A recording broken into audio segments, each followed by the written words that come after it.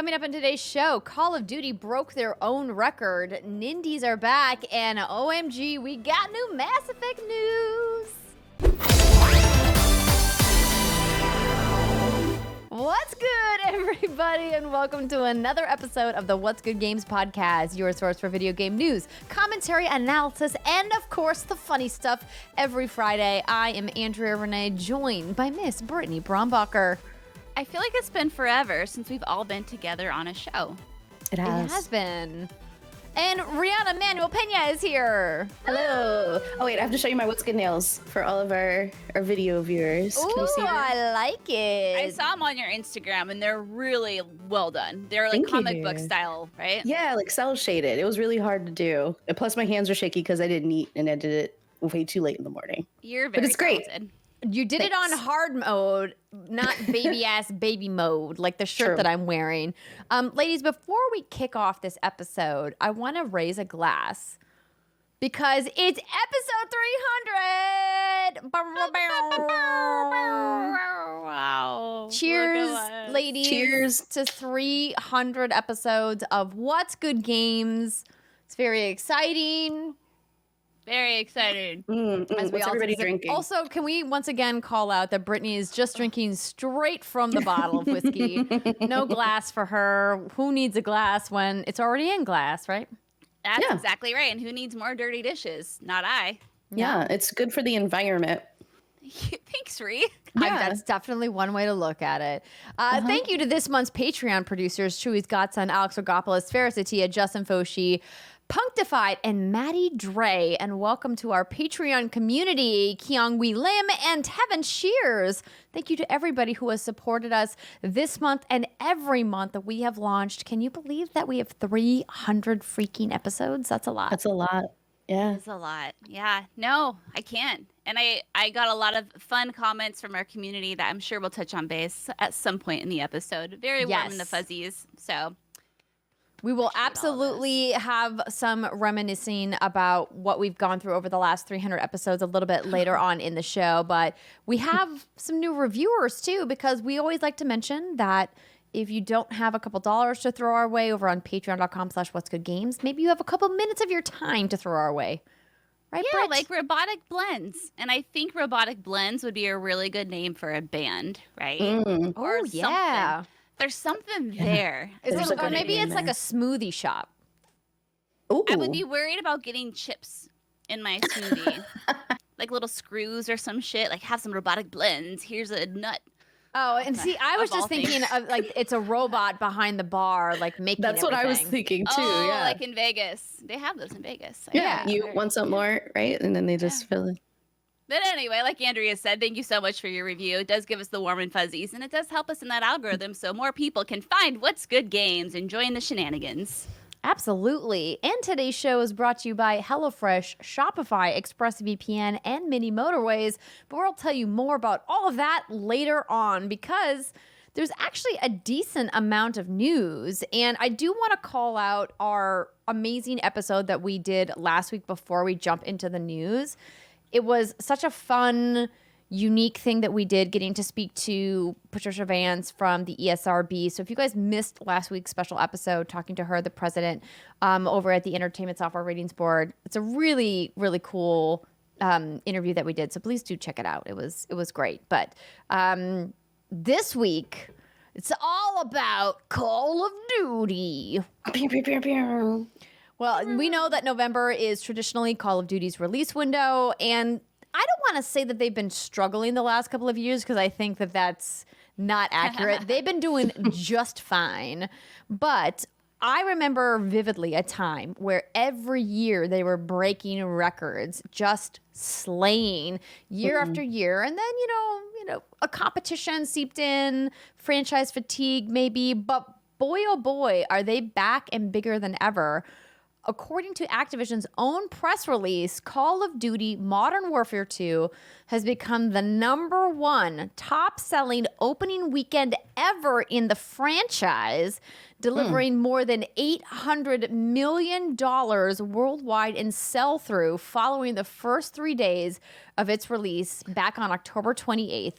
The blockbuster opening tops the biggest worldwide box office openings of 2022, surpassing Top Gun Maverick and Doctor Strange in the Multiverse of Madness worldwide box office openings. So basically Call of Duty is like, oh, well, those are cutesy little numbers you guys put up. What I really thought that was interesting, though, is that it surpassed the franchise record previously set by 2011's Modern Warfare 3 to become the biggest opening ever for Call of Duty. This is huge. I mean, I don't want to call us Call of Duty apologists, as Brittany wears her Edge Change That Apologist shirt. We always talk about how we enjoy the campaign. And, you know, I've had fun playing multiplayer with members of the What's Good Games community over the years on streams. But I guess I just didn't realize that there was so much fervor around Modern Warfare 2's launch. And Ri, you've been playing it. I have, yeah. And I'll get into some of my thoughts on it and a little bit later in the show. But what's been really fun for me is I've actually started playing with some of my old clan members back from the Modern Warfare 3 days. Like, ooh. There's so many people who are like lapsed Call of Duty players that are excited to return to this title. And, you know, again, this is all just from my personal experience, but I've definitely seen that renewed excitement and that renewed fervor coming back in the Call of Duty community. And it's great to see. Of course, you know, it always comes along with the same drawbacks that open party chat always does, but the game is fun to play. I can say that. Open party chat. It looks great. Another note too on Call of Duty, it's become the fastest Call of Duty game to cross 1 billion sold in the first 10 days. Wow. Damn. 1 so billion. Well, your Dr. Evil Pinky, there it is. That's just absolutely wild. But no, it looks real good. And I think you hit the nail on the head earlier, Andrea. For me, I've had the fatigue. And for a while there, I didn't. But it's something the past couple of years, I'm just like, I've been there, done that. But I'm watching Jason play, and he's playing right next to me while I'm playing God of War. And I had a moment yesterday where I glanced over, and I think he was in the Amsterdam level. And I literally thought he was watching TV for a split second. I was like, oh, wow, that's really beautiful. Where is that? And I'm like, holy shit, that's Call of Duty. And I was like, damn, that was the first time I think where I've ever had an issue telling what's real and what's a game. And that was a pretty remarkable moment. But yeah, I think you slap Modern Warfare on anything, I think it's just going to probably tend to do very well. And I'm excited to play the campaign at some point before the end of the year. Eventually. I think what's really interesting about the way that this franchise has made itself stay relevant is that they continue to invest in new technologies. And we've talked about it a couple of times over the years, depending on, you know, which studios we've been, you know, able to kind of take some behind the scenes tours of and get some hands-on previews of. And I really appreciate that they don't rest on their laurels, that they are taking the money that they make each subsequent year and saying, you know, let's push the tech that we're using. Let's do better photogrammetry. Let's do, you know, lower latency multiplayer connections. Let's do bigger worlds with more destructible environments and, you know, cooler weapons and all kinds of different things that each of the individual studios gets to explore. And I know that because it's popular, people are like, well, this is garbage. And, you know, people love to hate Call of Duty, but those teams do incredible work. And it's clearly paying off because they're selling like literally hundreds of millions of copies of games. So, oh yeah, they're fine. Even on a bad year, they're doing just fine. Yeah, exactly. I don't think Call of Duty has like bad years in like the general scope of how video games sell. So, but I wanted to call that out. I know it's kind of technically old news at this point, but you know, we had a special episode last week, so there was a bunch of news that we missed from the previous week. And yeah, just a tip of the hat to the team at Infinity Ward for a job well done. And of course, all the other partner studios who worked on Modern Warfare 2. I'm looking forward to seeing what's coming for Warzone 2.0. Oh, I saw some preview footage of that today that I'm excited to talk about. Well, we'll talk about that later. Brittany, Nintendo dropped a surprise Indie World Showcase on us. Oh, they sure did. It was one of the things of like, hey, in a couple days, or I don't know, we got like a 1 or 2 day notice, which is typical for Nintendo. But I'm just grateful that it happened on Wednesday and not on Thursday, as these things often do. So we're able to talk about them. But yeah, it was a little cute 25-minute presentation. And I have to say, I love these little, I know they don't call them nindies anymore, but fuck it, I'm going against the grain. I'm calling them I know, I still call them nindies too. It's such a perfect, clever little word. Anywho, there were so many little gems. And what I love the most about these presentations is they get the teams and the developers involved. And generally, they're small teams making these passion projects. And I know some people think, oh, you know, these aren't trained professionals on camera, but it's that passion and that heart that you get to see. And I think that is so important. I just wish Nintendo had this, and maybe they do. I haven't been on their eShop in forever because it's a hot mess, but a dedicated section for the games that are featured in all of these, just like archive all of them, because there's a chance I'm going to forget about a lot of these as time goes on. But most of these I was really interested in, and they all are so unique. And I think that's a hard thing to do these days, is make a unique game and take that leap of faith. So just props to all the games that were featured today. Here's just a few of my favorites. I'm just going to run through them real quick because I have quite a bit here. But first one is Pepper Grinder. So this is a new action adventure game from Devolver Digital. And this just looks so dang cute. The music is so catchy. And Pepper has been shipwrecked and robbed, which forces her to use her trusty grill to take back what's hers. It's a gorgeous pixel art action adventure with features super fast action with fluid drill combat. Along the way, you'll collect treasure and other riches.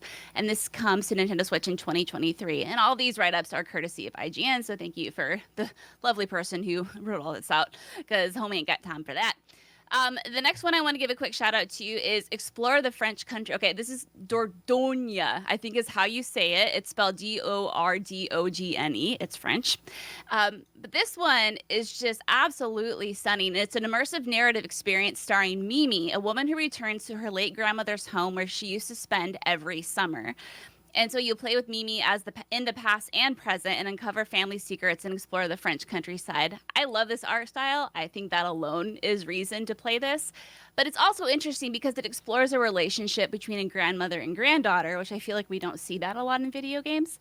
And as someone who's very lucky to have both grandmothers alive, and I try to prioritize them as much as I can, I don't know, I just feel like it really resonated with me and really spoke to me. So I definitely want to check that one out as well. There's this one, which is called, like, I love IGN, but all their titles. Space for the Unbound? I think that's the actual one. They have these catchy titles, but then you can't tell what the actual name of the game is. But I believe it is A Space for the Unbound. So Rihanna and I actually played this in our Indie Arena booth, Gamescom, not this year, but the previous year. Yeah. Okay. So yeah, this is about the relationship of a boy and girl in rural Indonesia with supernatural powers forced into action when mysterious power threatens their town's existence. Again, it just looks like something different, something we don't see very often. So like, hell yeah. And plus a game that takes place in Indonesia. I don't know if I've ever played a game that takes place there. So hell yeah, let's go. And then this one, Andrea, I completely thought of you and I had to include it because it's called A Little to the Left and it's all about organizing shit. Yes, so I have a code for this game on Steam. I don't have the Switch code because it's not. I don't think it's out for Switch yet. But I'm excited to play this because unpacking kind of like gave me that itch, and when I saw this, I was like, must play. That's exactly what I thought of too. So there are 75 puzzles to solve where you organize household objects into satisfying arrangements that have multiple solutions. And I think this is the cutest part. There's a cat will interrupt your organization. Yes, a cat will interrupt you, and this is coming out today. So if you are interested in organizing some shit, baby girl. This next one, Once Upon a Jester, we don't have to pull it up. Actually, yeah, can you pull this one up, please? Because I just think the art style looks really unique. I got you. Thank you, baby. I'm going fast and furious with these over here. I know. I'm giving you props. You are doing so good right now. YouTube.com/what'sgoodgames. Give our girl props. This is a little game that infuses the world of improv theater into a game. And again, I also thought of you, Andrea, because I know you took improv classes back in the day, right? I sure did. I mean, I did more than take improv class. I started my own improv troupe. I was with a professional troupe when I was out of college. Yeah, improv. I love improv. Yeah. So it looks really quirky. It almost looks like paper cutout style, but it follows friends Jester and Sock who've hatched a scheme to steal a royal diamond, and they have to be admitted to the royal theatrical spectacle and takes them to a bizarre kingdom where anything can happen. So you have to do these little improv skits and do some mini games on the stage, which I think, again, unique. I've never done anything like that. It looks like a cute little adventure to play. Ri, shout out to you because Desta, The Memories Between, is coming to Switch in early 2023. And you talked about that. Was that 2 episodes ago, I think? I think two or 3. You loved it. You loved it a lot. So, hey, if you want to play Desta on Switch, you can do that in early 2023. And that was another game that we played at the Indie Arena booth, too. Mm-hmm. It was. I think the next one I want to talk about, I'll skip Akka, although it looks really cute. Essentially, you just live your best life. It's all about seeking inner peace on an isolated island. Like, hey, nothing wrong with that. This one looked interesting. It's called Botany Manor. And so it's all about gardening. You play as Arabelle Green, a retired botanist who lives in a 19th century historical manor. By solving plant-based puzzles, you'll preserve a collection of forgotten flora and take care of the manor's garden. Players will need to inspect the manor to find clues, newspaper clippings, and more to help grow your own gardening skills. So it's in the first-person perspective, very colorful. There are all these little puzzles around. There's these little like books to read and a mystery to solve. And again, it just seeds to plant and shit, and you have to figure out how to grow specific plants. So it's kind of like a gardening sim mixed in with a puzzle game, mixed in with a little bit of mystery, which I'm like, I haven't seen that done before either. So like, hell yeah, let's go. And then finally, the last one, and this is actually the one the showcase opened with, is called Venba. This is a wholesome narrative cooking game set in the 1980s where an Indian family recently immigrated to Canada. You play as the mother of the family who is looking to reconnect with her heritage by cooking a variety of South Indian dishes. Branching conversations tell a story of love and loss, and the game's soundtrack is inspired by Indian musicals, and it's coming to Switch in spring 2023. This sounds incredible. Also, now I want to order Indian food. Oh, that sounds so good. Give me some naan. Give it right now.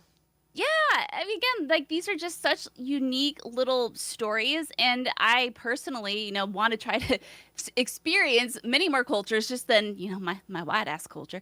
But the fact that you have these people making these games based off of their life and based off their memories and their own cultural experiences, I think that you can infuse that into the video game medium. What an awesome way to branch out and get others to experience that themselves, your personal stories. So that's the one that the showcase opened up with, and I don't know, that one really spoke to me too. But there was a whole bunch of other stuff. Sports Story, I think is what it's called, was shown again, and a lot of good stuff. That is what I'm saying. So shout out to the Nindies, and I just really thought this was an awesome showcase. No, I think these are the kinds of games that really resonate with people, and I think those experiences stick with people, and we all love a good AAA experience as well. But I love that so many more stories and perspectives get told through independent games, and I'm glad that all of the platforms are making efforts to fund those games and make sure that those developers get paid. Just keep them in the spotlight. Like I said, make a whole ass separate section on your eShop, please, where I can find these with ease. And I don't know if that already exists. It would be. Are you asking for an online feature from Nintendo, though? Oh, tall order. Speaking of that, segue to the next story. Nintendo and mobile company. Is it DeNA? Yes. Yeah. DeNA. Okay, yeah. DeNA. Established. I'm like, DeNA? Like, I don't know. That's it's silly. It's silly the way it's fine. all good. It's fine.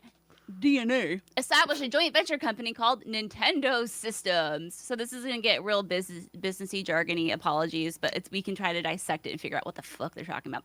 So Nintendo and DeNA, the mobile company responsible for helping Nintendo develop Super Mario Run, Mario Kart Tour, Animal Crossing Pocket Camp, and more, have established a joint venture company called Nintendo Systems.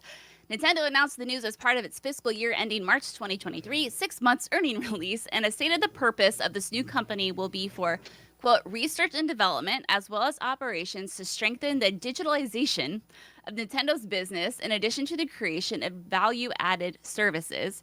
Nintendo also, quote, entrusts DeNA with the joint development and operation of membership services for various devices. The company will be located in Tokyo, and Nintendo will contribute 80% of the capital. Quote, with the integrated hardware-software model at the core of its business, Nintendo also strives to provide enhanced experience and service outside of its dedicated gaming system. In order to provide this experience in a holistic manner, Nintendo was working to maintain and expand its relationship with consumers. Wait, what happened with this voice?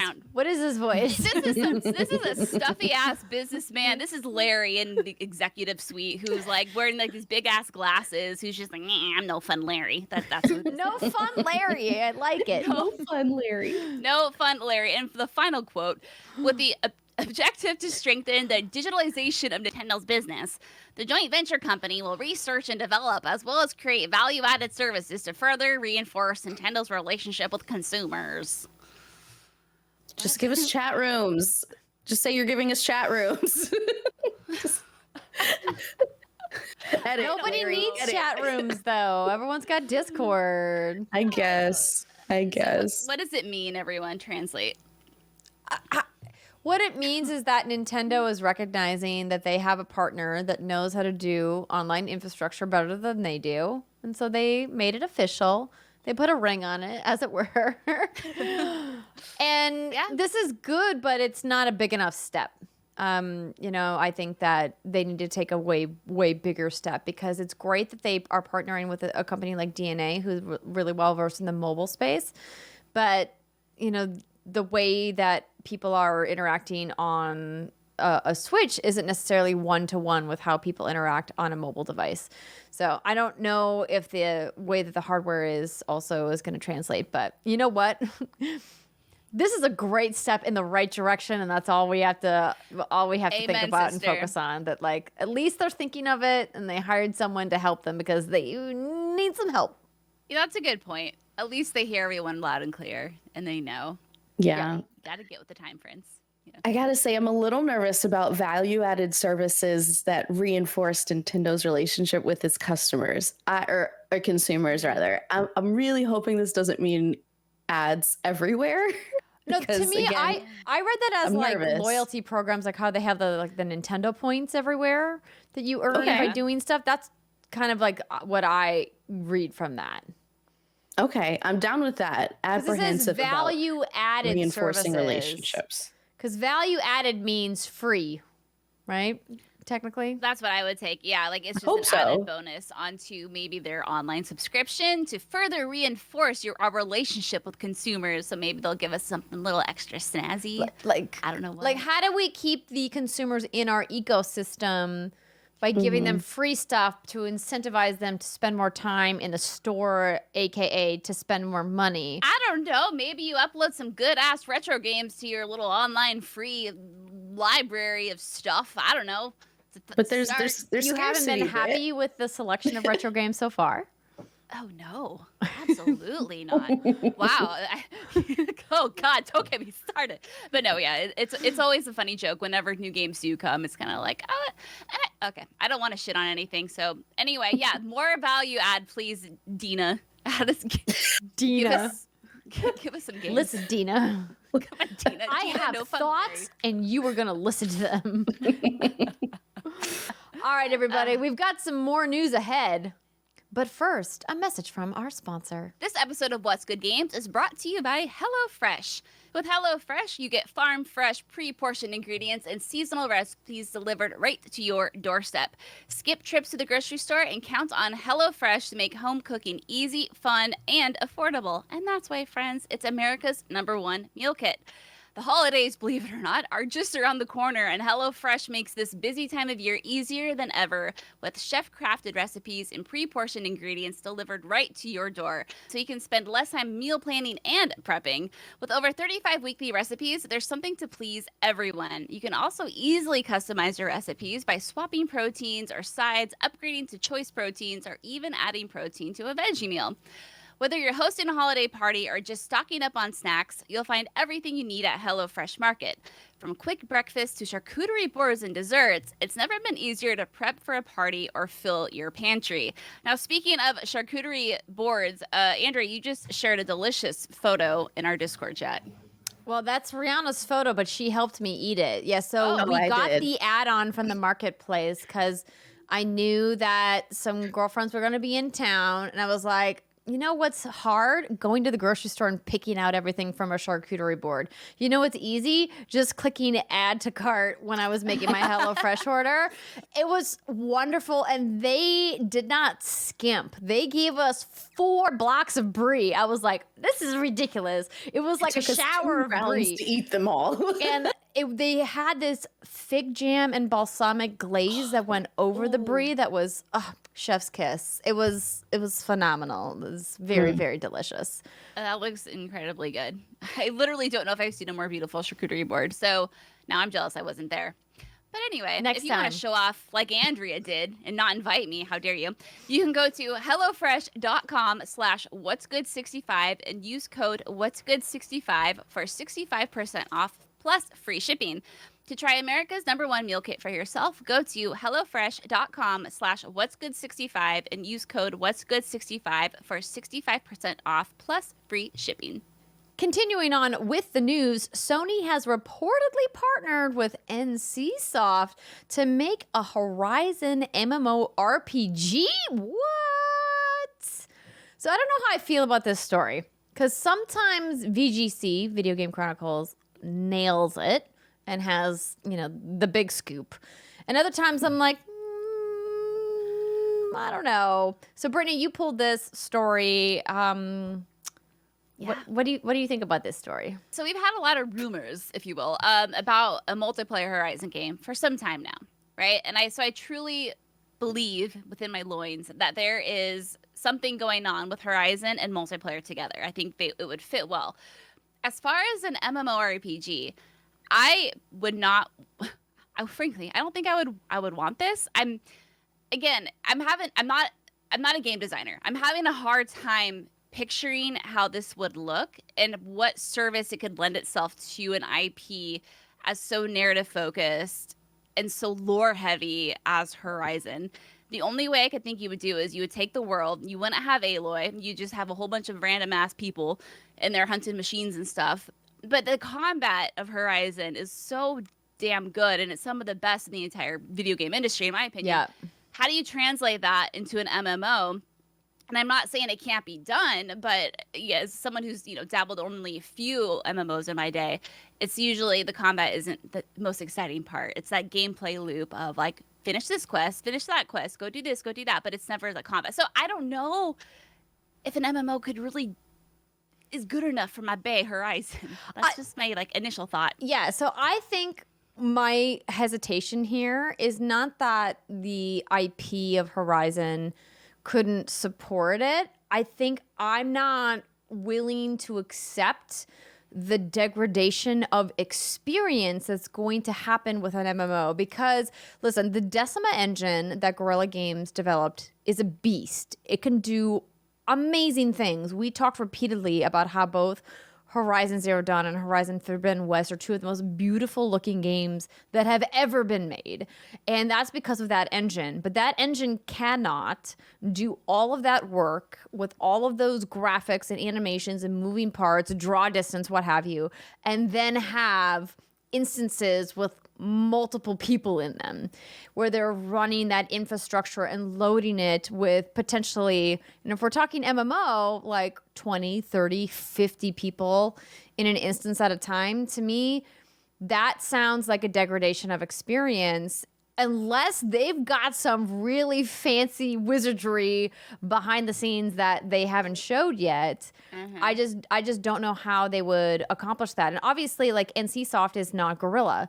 So it's like, well, is NCSoft going to be using the Decima engine? Are they going to be using their own? Are they going to be using something else? Like how one-to-one is it going to look like? And so I'm just like, is this a thing? But in my mind, I go, Andrea, these are all very valid concerns, but money. MMOs make money. MMOs print money.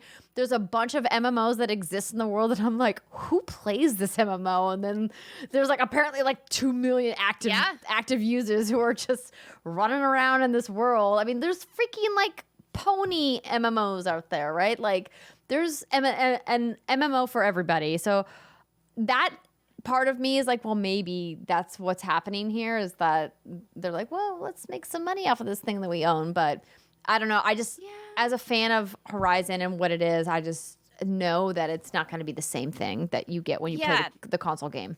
Totally. And I know, and I think about Final Fantasy XIV and how many people swear that is such an incredible game. And I believe them, you know, and I know that has a lot of story and a lot of character interaction and cutscenes, and it's emotional and people are so invested. So when I stop and think about, okay, well, Square has clearly been able to get it right with Final Fantasy XIV. Maybe there's some more hope for Horizon. So I'm not trying to be pessimistic, but yeah, like, basically, I think we are both concerned about the same thing. How do you take something as beloved as Horizon and turn it into an MMORPG successfully across the board? Is it even possible? And I can't help but just be, my knee-jerk reaction is to be paranoid. Like, does this mean we're not getting another Horizon? Does this mean they're continuing the story of Horizon and MMO? Probably not. I don't think they're abandoning that IP as a single-player experience. But I just, you know, it's just such a good thing. And I don't want a good thing to see have bad shit happen to it. Taint. You don't want it tainted. Yeah, don't taint my baby. You know what I mean? Taint is bad. Yeah. Now, I have a question for both of you. If it's something more akin to like, not a one-to-one comparison, but like taking Marvel characters and making Marvel heroes, or like taking Disney characters and making Dreamlight Valley. Like if it's something completely separated from the type of game that is Horizon Zero Dawn and Forbidden West, do you think that could work? Yeah. Yeah, I think it's sometimes easier that way, right? Because it's better.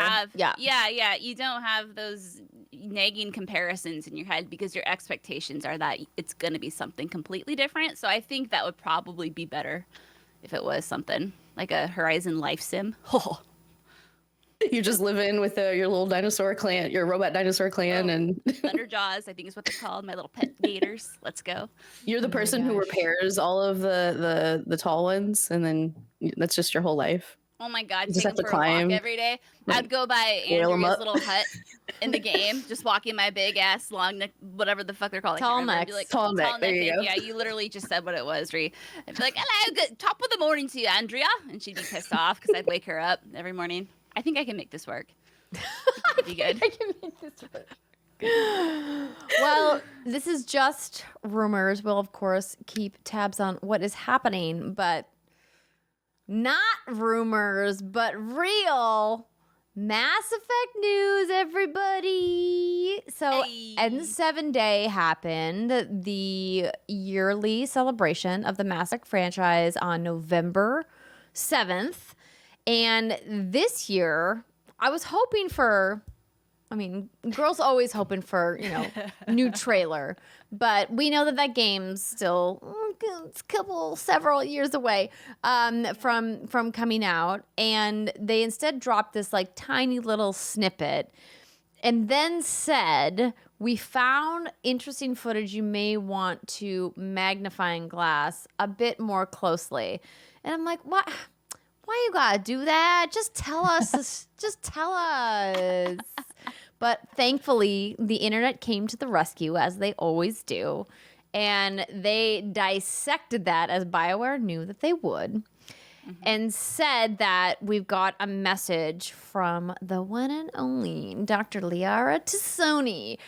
Ooh. So there was some text along the bottom, and I'm not gonna even pull up the footage because it's not worth it. You can go to @BioWare on Twitter if you want to see the footage. It basically looks like a mass relay under construction, and the text says vacuum dock relay construction record, monitoring station operated by Green Dagger Limited, property of Deep Space, ship captain Subnavark Sorel Zillion Jones. So now the concept art itself is not new, but according to SoundCloud user Mosaic Horse, who did some audio magic on the video, there's a hidden message inside of it. It says exactly, the console will be furious, although they should know by now not to underestimate human defiance. And everyone's saying this is Dr. Liara to Sony. And it sounds like there's like some Geth noises in the background. And, of course, our homie Mike Gamble, producer, I don't even know what his title is at BioWare right now. Studio head? Who knows what you are, Mike, but we love you. Confirmed on Twitter. Project manager? Am I making that up? Yeah, I honestly I don't know what his new title is, but he confirmed that yes, it is in fact Liara. You got it, everybody. Project director at BioWare. There you go. So he's the project director. So I am very excited about this because we already kind of knew that Liara was coming back based off the Mass Effect 4 teaser we got at the Game Awards, and she's bae, she's wonderful, and she's Asari, so she probably is 600 years old or so. But still looking fabulous. Yes, as she do. But this is exciting. Anything Mass Effect, give me the little drip feed. This is exactly how I feel right now with Dreadwolf. So I love that we're on this journey together. Yes. I feel like we haven't heard anything about Dreadwolf in far too long. We just got something, was it 2 weeks ago? And it was an update that it is in, I can't remember what happened. It's in alpha, beta, what the fuck is it in? I don't know. I did a whole ass story on it, and can I remember what I talked about? Absolutely with not. Lisa? I'm pulling to Christine Steimer. Yeah, I'm pulling to Christine Steimer because we talked about it at length, but of course, can I remember? Absolutely not. No. Yeah, no. Here, I'm pulling it up because that's what I do is I pull it up, and here we go. So the game entered alpha. That's what it was. So a couple weeks ago, they completed their alpha milestone, and then they That's just a big kind of one. talked about. Yeah, that was wonderful. And then they just here we go. I remember now. They kind of went into a deep dive of what's next, how the game is now playable from start to finish. And now they get feedback. They make sure the whole story flows correctly. And I thought it was interesting because it's kind of fun to see how the sausage is made. Unless you know someone who works in game development, you don't really know what the step-by-step process is. So now that the game is playable, anywho. But yeah, as far as other stuff goes, no, I'm like you. I'm thirsty, girl. I'm thirsty. I need some more info. It's I don't want you guys to crunch or work faster, put out subpar product, but I have a need. Yes, we have a great need. I have a need to play more of the thing that I love. I want it faster. How do we accomplish this? Yeah, we don't. We just sit here. Yeah, we don't. We just sit over here and wait patiently. Get gray and go, hairs. Please, sir, give me another drip of news. Yes. I will say that this approach to getting people hyped and excited is clearly working, as evidenced by your reactions here, but also genius, right? I love when people get to highlight something that was previously hidden and nobody found it, and now you're like, by the way, we spent a lot of time hiding this message. Can you please go look at it again? It's genius. I love it. Very fun, and it's really great to have that interaction. Shout out to Mosaic Horse for doing God's work. Yes, I love it. I love it. Moving on, Monster Hunter mobile game has been announced from Capcom and Tencent's Teamy Studio Group. So this is kind of an interesting announcement because Monster Hunter is kind of already a mobile game in a lot of senses as being a handheld, but this is a new experience that's in development. And it's from the folks behind Call of Duty Mobile and Pokemon Unite, two tiny little mobile games that, haven't sold hundreds of millions of copies of downloads or whatever. It's no big deal. The yet untitled game aims to reproduce the hunting actions that define the Monster Hunter series on mobile.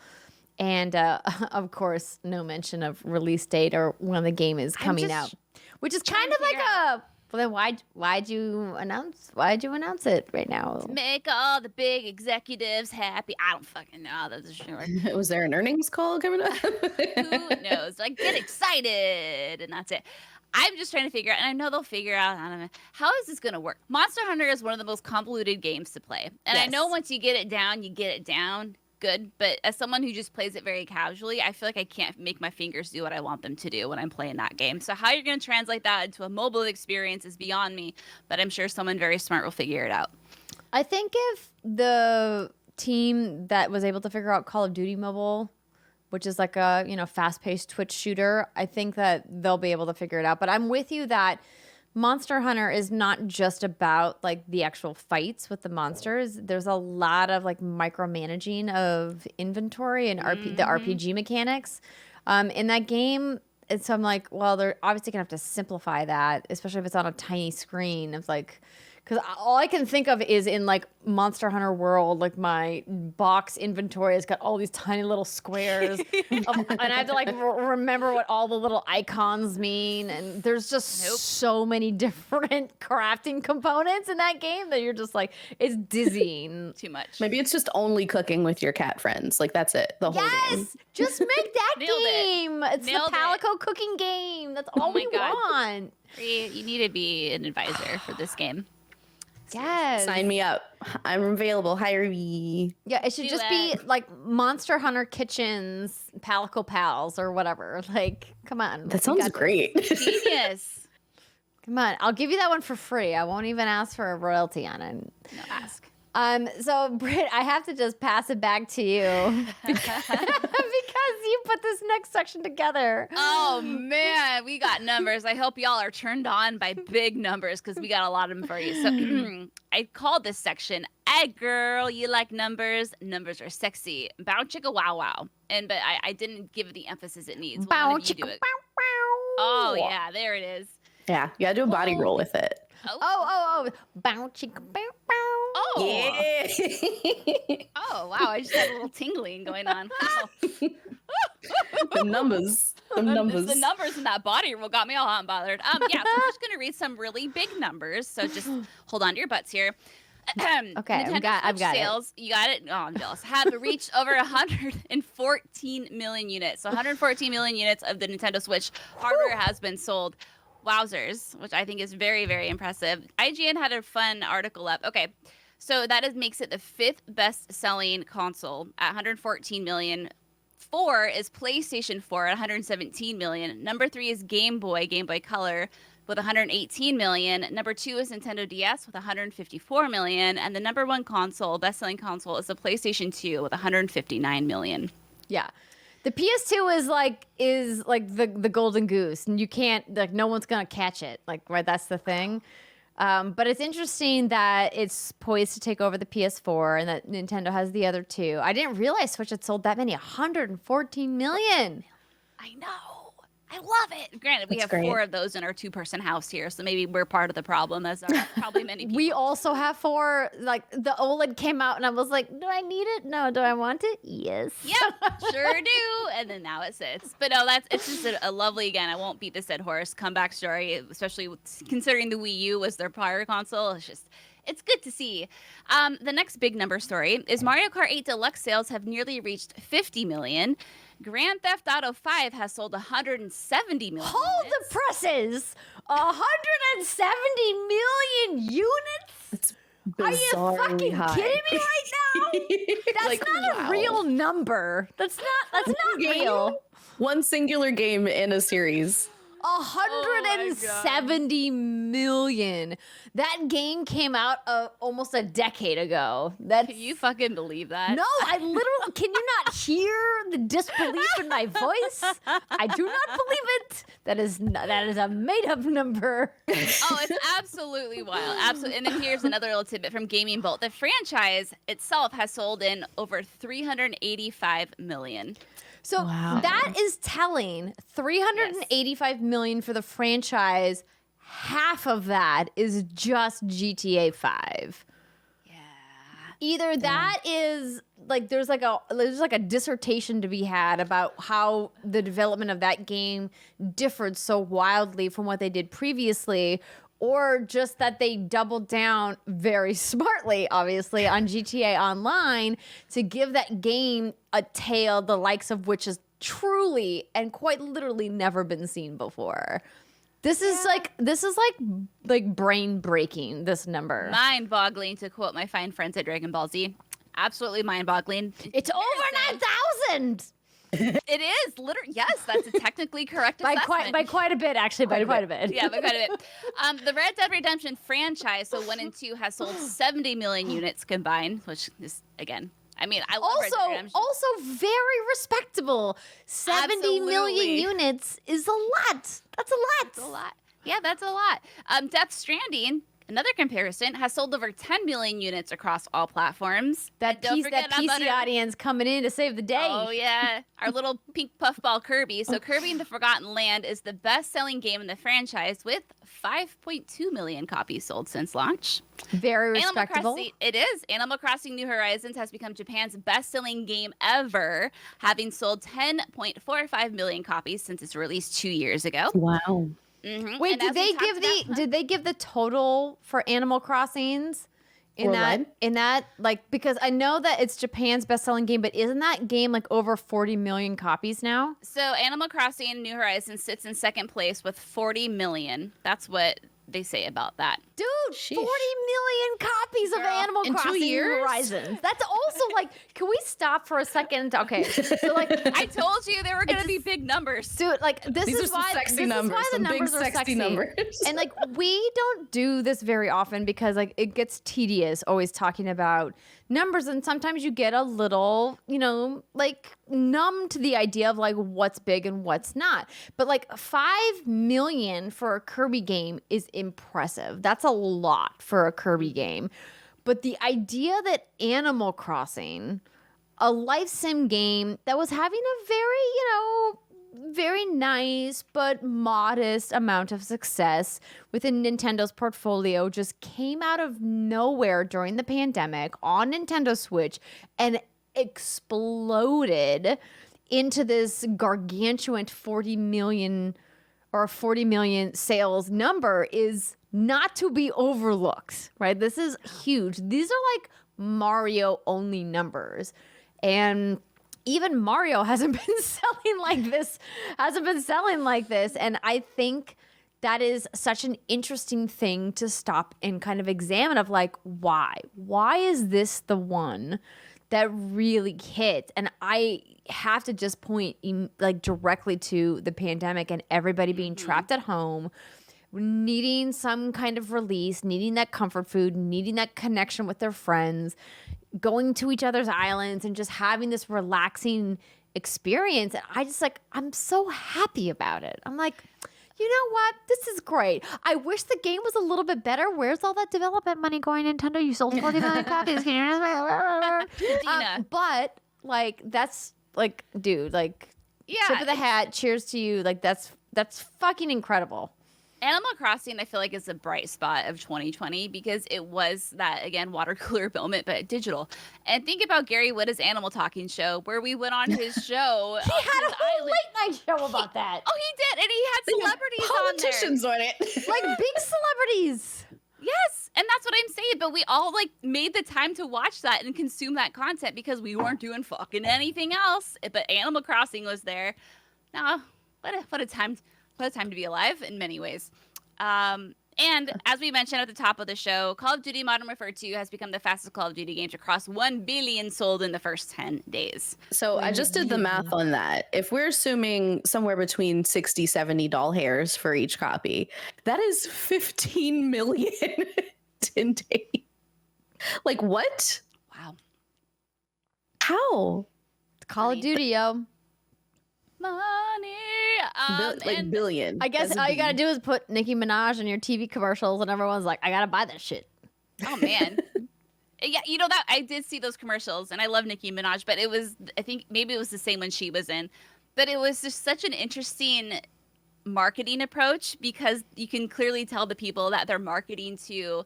In that commercial that I saw, I was like, oh, this is funny because it was very like, it was still pretty dude bro-y, and I was like, oh yeah, I forgot, like, you know, you do have a lot of those people who play, those people, dude bros. But it was just interesting because I think, you know, we live in our little echo chamber here when we're involved in the industry and at the lengths that we are, and it's a good reminder that, you know, there's just some casual people out there who like to sit on their couch and eat Doritos and play Call of Duty and drink Mountain Dew. You live your best life. I ain't here to judge you. Activision, not to cut you off, but I do want to just kind of like add on to that.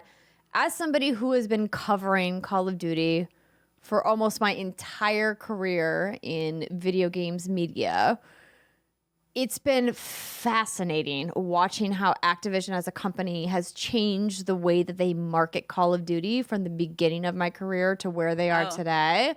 And how it really started out in a very traditional place where they would go to games press like Game Informer, your IGNs, your GameSpots, your Polygons, right? Your joysticks, rip. And do more traditional press. And then over the years, they very smartly discovered, traditional press is doing nothing but shitting on us, even though clearly we keep selling like gangbusters. Why don't we start just focusing on working with content creators? And Call of Duty and Activision was the first big franchise to really dive headfirst into doing activations with content creators, YouTubers specifically. And obviously they work with Twitch streamers now and TikTok creators and a bunch of other platforms, but they very heavily were like, there's these channels on YouTube that are just making Call of Duty content. That's all they make. This was like circa like 2010, right? 2011, like a literal decade ago, which is, I'm having like an I'm old moment, but and how they're like, these are the people who want to consume our content. Why aren't we focusing all of our marketing efforts on the people who want to be here instead of on games media who just loves to shit on us? And it clearly worked. Like they said, you know what, we're going to pull back. We don't need to do what we did before. We're going to change strategies.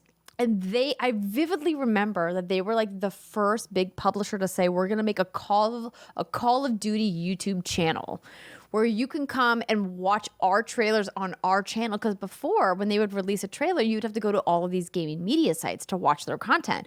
And then they were like, no, we're going to make our own YouTube channel. We're going to put our own stuff up. And then, of course, everybody followed suit. And now it's a completely different landscape with the way that publishers are working with content creators on all of these different digital platforms. And it's like, it's just interesting for me to kind of reflect back on how I covered Call of Duty, circa 2011 versus like circa 2022. And clearly they have some super savvy people in their marketing team because they're doing it. They're getting it done. They're doing it. oh man, and they're doing it well. $1 billion.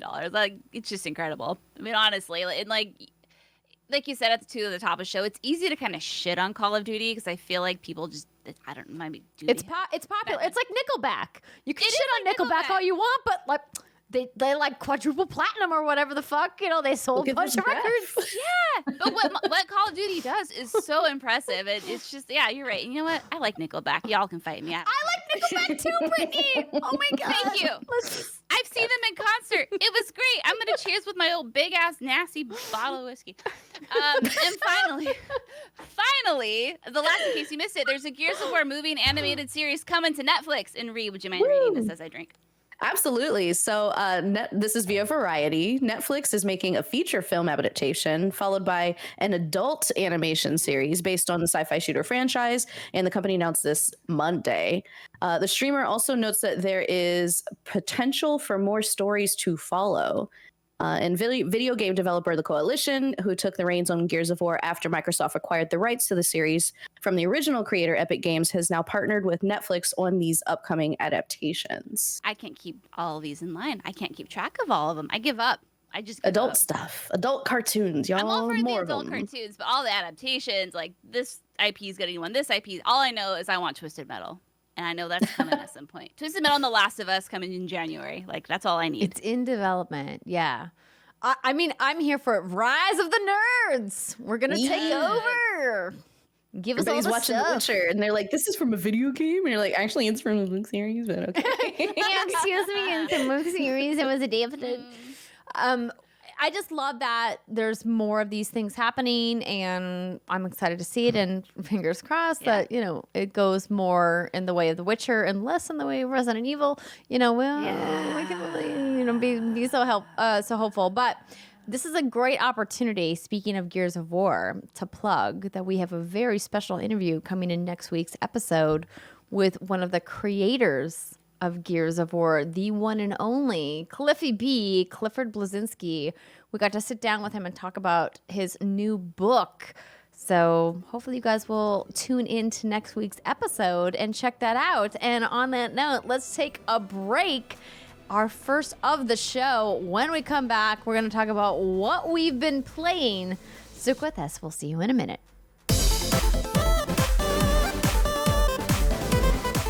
Welcome back to the second segment of the What's Good Games podcast, where we talk about what we've been playing and any preview events we've been to. But first, I want to let you know that this episode is brought to you by ExpressVPN. Let me ask you something. What if there was someone out there who kept a log of every single thing you did every minute of the day? I think that would be pretty creepy. Well, what if I told you that's exactly what happens every time you go online? Your internet provider is allowed to store logs of every website you've ever visited and can legally sell this data to anyone. And that's why I always use ExpressVPN.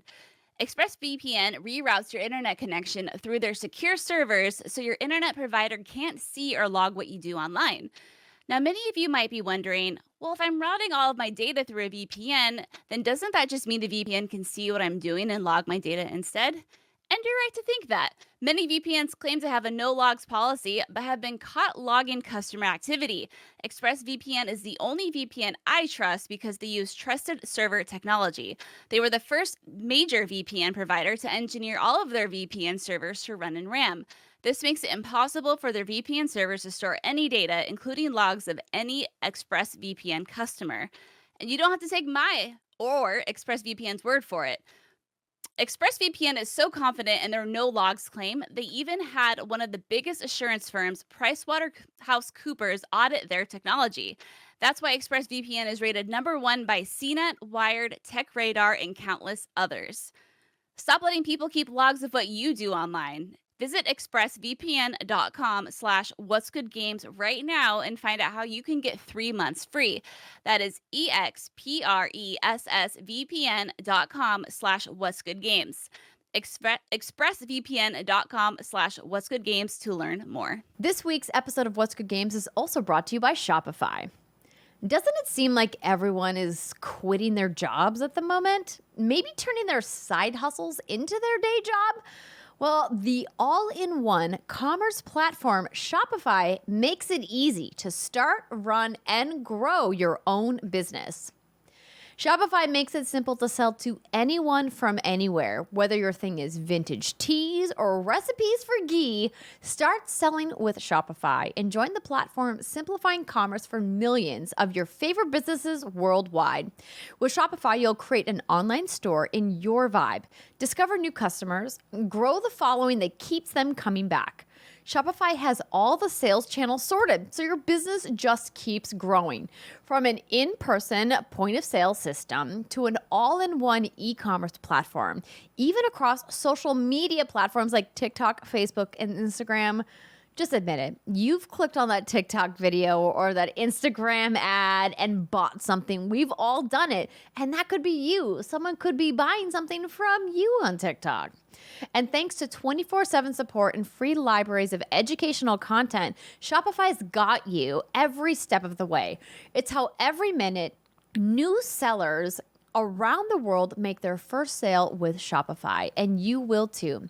Shopify makes selling simple so you can put yourself and your ideas out there. Whether your thing is making ebooks or earrings, Shopify makes your success possible. And when you're ready to launch your thing into the spotlight, do it with Shopify, the commerce platform backing millions of businesses down the street and around the globe. To sign up for a free trial, go to shopify.com/whatsgood, all lowercase by the way, shopify.com/whatsgood to start selling online today. That's shopify.com/whatsgood. Okay, is everybody? Hopefully Yes. Okay. It's touch-up time. Let me put some more sparkle glass on. Okay, here we go. 3, 2.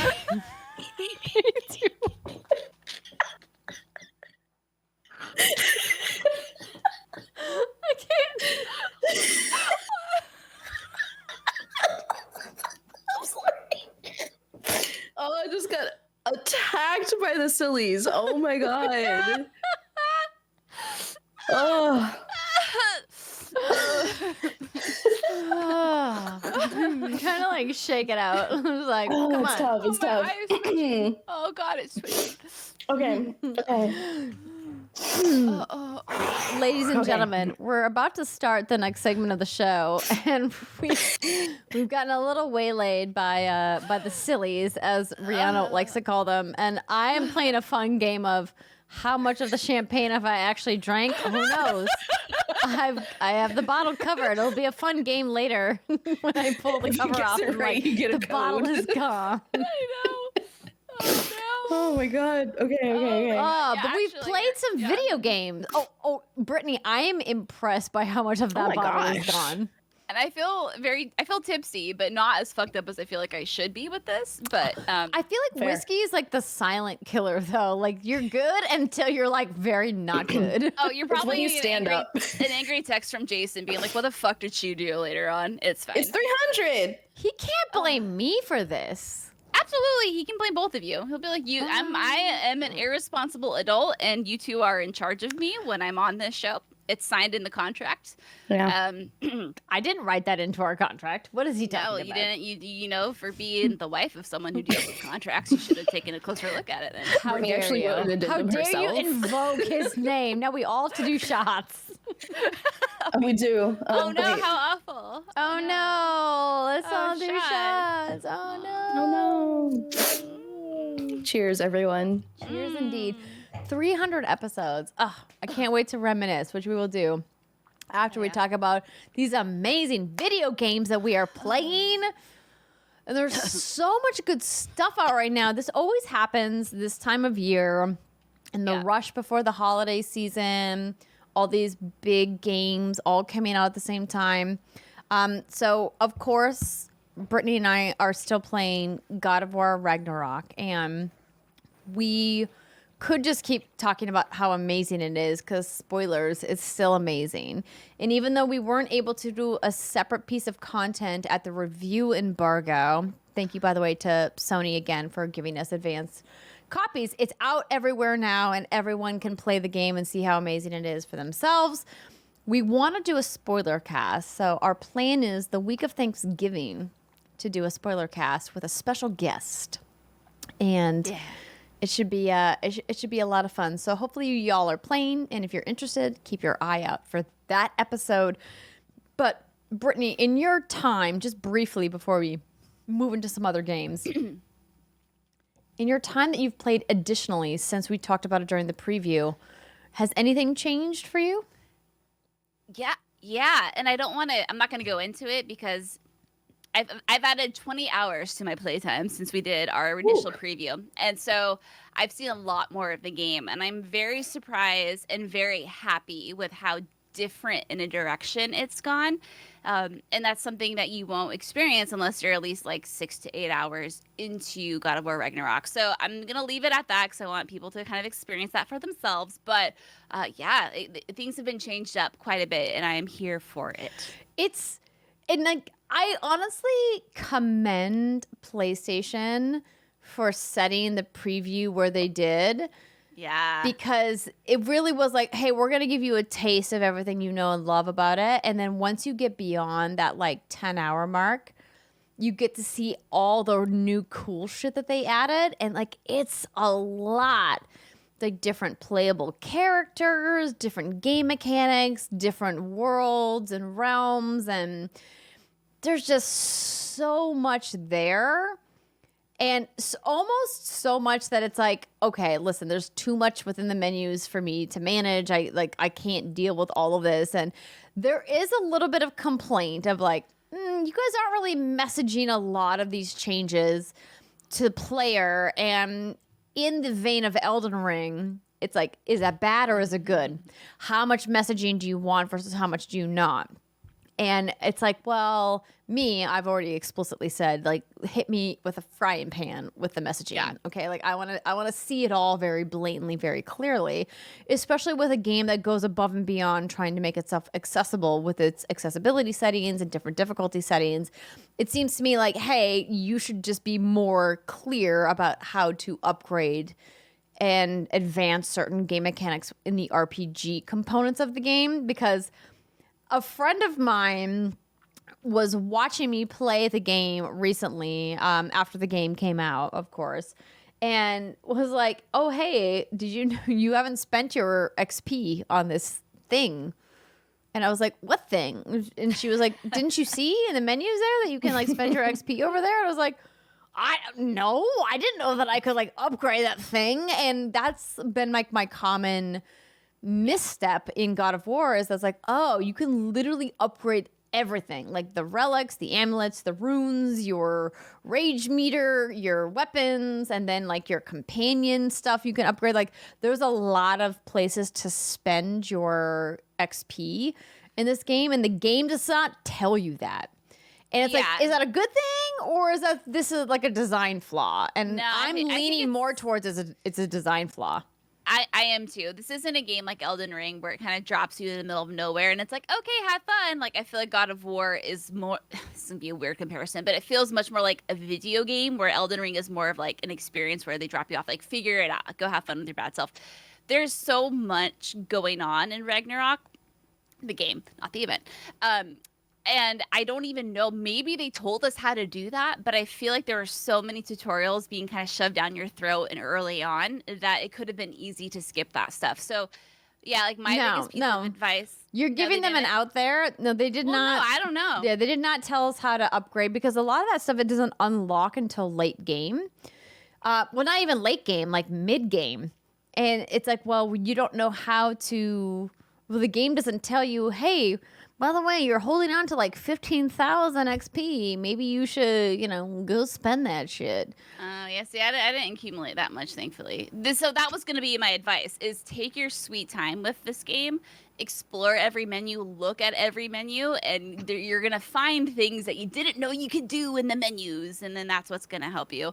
Because, yeah, I don't know. Because I'm thinking of Xenoblade Chronicles 3, where I breezed through every effing tutorial on that game. And then later I'm like, wait, what do I do? And then sure as shit, there's a tutorial I missed. And you're like, maybe I shouldn't have done that. Oh, no, I shouldn't have.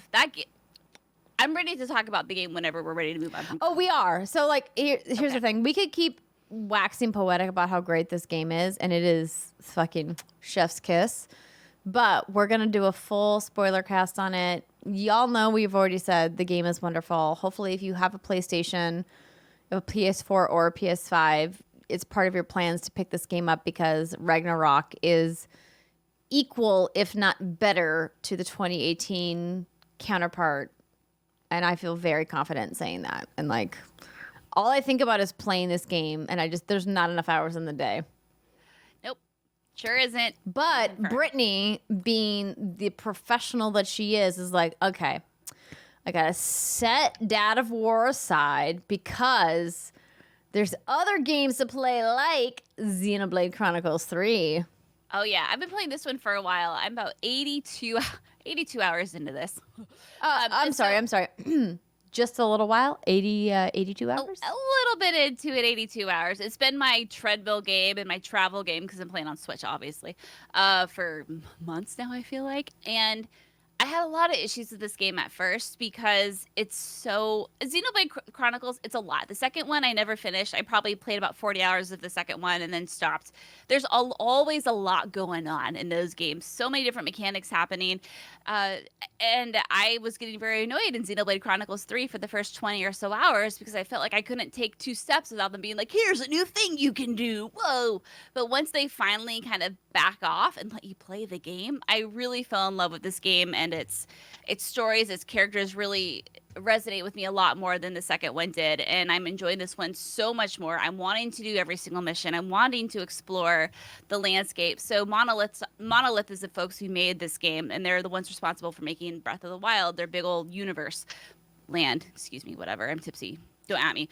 And I'm finding myself just wanting to explore every nook and cranny, find all of the big bosses, and just do everything I can. And it's oddly therapeutic for me, and I think that's probably why I'm enjoying that part of it so much. But no, it's a fantastic game, and you don't need to have played the second one to play the third one. I couldn't tell you shit about the second one. I don't remember anything about it. So if you're looking for like an RPG, a JRPG, you really want to spend your time with, I cannot recommend this one more. Seeing as how Crisis Core does and how that one plays out so far, this one is definitely on the top of my list for RPG of the year. But unless you want to count Elden Ring, and that's a whole nother conversation I don't even want to talk about.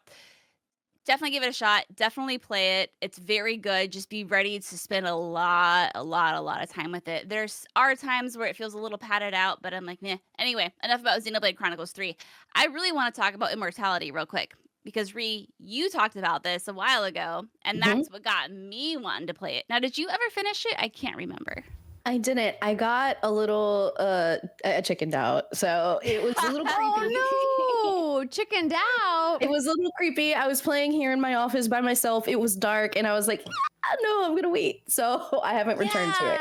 Yeah, so this is a really interesting thing to talk about because we were just talking about with God of War. Like Andrea said, she wants to be smacked upside the head with a frying pan.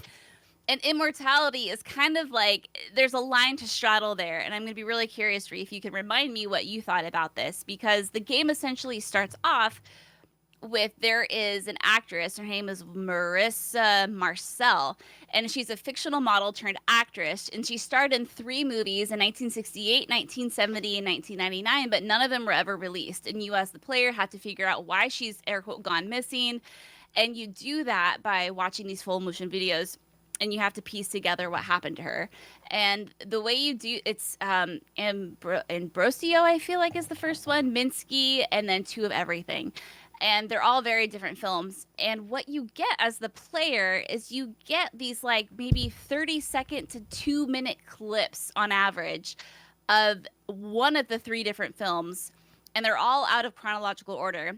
And you, as you're watching, you push Y. If you're playing on Xbox, by the way, this game is on Game Pass, and you can select any object in the still. So, like, let's say I'm watching a 20-second video, and it's someone walking from point A to point B. At any moment, I can push Y. It's going to stop that clip in its tracks, and I can hover over some select stuff in there. Maybe it's a person, maybe it's a glass of water in the background, maybe it's a dog on the street, whatever. Push Y, and then it's going to find another clip from any one of those 3 other films that she was in and find something that's very relevant to that. So maybe it's the same actor, or maybe it's the same dog that somehow appeared in another clip, whatever. And you're kind of piecing together these 3 different movies. And the way Jason and I play this, because it's a really fun thing to play with someone else, and I say play, you're essentially just watching a movie and racking your brains. It's really great to do that because you get to just watch these movies and kind of piece together what happened during the movie. And so for the most probably like 4 or 5 hours, it was just he and I watching these different clips and figuring out like, oh, so this happened. Oh, so this happened. And the clips are either part of the movie, or it's behind the scenes, or it's the scene being acted out, or it's just something like a party after a movie was released or whatever. But I didn't realize, Ri, that there's a really creepy mechanic to this game until maybe 4 to 5 hours of playing it, and I was just about ready to quit because I kind of saw the appeal of it, and I was like, all right, this is. And then one moment I was like, wait a minute, my controller just vibrated. Wait a minute, there's some really ominous music. Have I just not noticed this before? Did it just start popping up? And then I played around with that. And then I started discovering the creepy shit. And then it just elevated the game to a whole new experience for me. But what was can you remind me, like, what did you think about that? Yeah, similarly, excuse me, I really enjoyed, well, first of all, we're talking about tutorializing and explaining what's going on to the player. Immortality does a really fantastic job of explaining how to use this, film strip search mechanic. So yeah, thanks for bringing that back. You're right. Yeah. So if you can play on PC or an Xbox, you could play on controller with a console with a controller. Either way, it'll give you, contextual key bindings. And so it says like, hey, zoom in on this strip. If you want to select a scene from it, you press this button and then you click in to watch it. You can pause, rewind, scrub the footage for a specific moment to see something pop up as Brittany described. Click on it and then you'll see something similar in another film clip. And again, piece together everything that way. And it's very approachable. And it's pretty simple once you get the hang of it. Imagine, you're sitting with a bunch of film strips and basically just turning a dial to watch them in real time or slow them down and reverse them. And the creepiness for me set in quite earlier than 4 to 5 hours in. I want to say I watched maybe like 2 or 3 clips. And then I just started to feel like someone was over my shoulder watching me do this. Like I could feel the game watching me scrub the footage. And again, I'm in this room. It was very dark. I was by myself. and I had to like, oh, okay, let me take a break because I felt a ghost. I felt a ghost behind me. Marissa was in the room with me, like, find me. So I noped out pretty hard because I don't do well with dread and creepy stuff. But it's interesting to hear you, Brittany, and then other people who play the game, like Blessing Attieh Jr. from Kind of Funny, who got a lot further in the game. He's finished it. You've gotten much further than I have.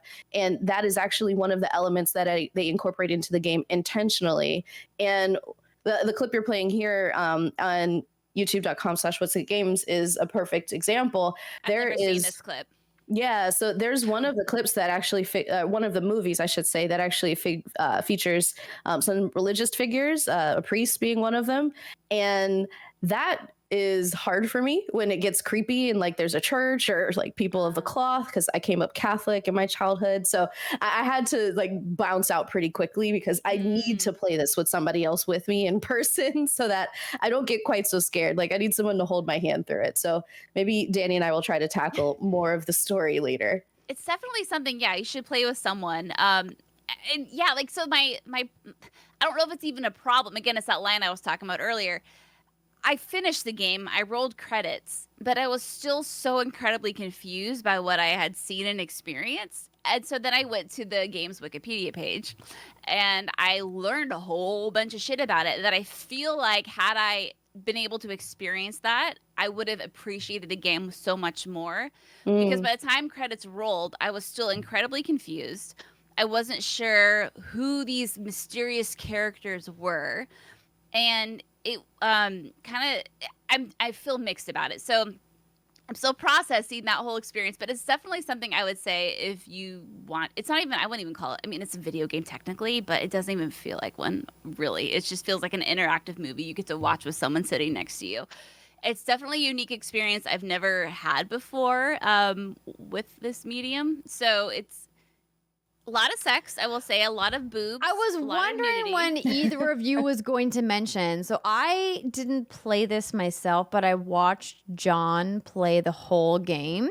And there's a lot of sex. And it's not just like sex. There's a lot of like weird, awkward, like on camera, like we're filming sex in sex scenes, but it's like there's a lot of sexual content in this game. And it might be why more people aren't talking about it, because for some reason sex is very taboo, but you know, slicing people's heads off is perfectly fine. And this game is really fascinating from a perspective of like, how would you classify this game? Like, what kind of game is it? What kind of rating do you give it? And maybe it's just because we just talked to Pat Vance at the ESRB about stuff of like, how do you classify a game like this? Can you imagine being Sam Barlow and being like, I gotta submit this to the ESRB, and I know they're gonna fucking look at this game and be like, oh, this is an AO game, and no one's gonna buy this shit. But it's weird because we're in this era of voyeurism with social media and people putting their entire lives online. But yet sometimes we get these weird drawbacks in content of like, oh, this makes me squeamish, or I don't want to watch it because I feel like I'm intruding. It's like this weird dichotomy of like, I want to see it, but I don't want to see it. And we watch it, but we don't want to watch it. And we're not supposed to watch it, but we really want to watch it. It's like, it's like this pull. I don't know.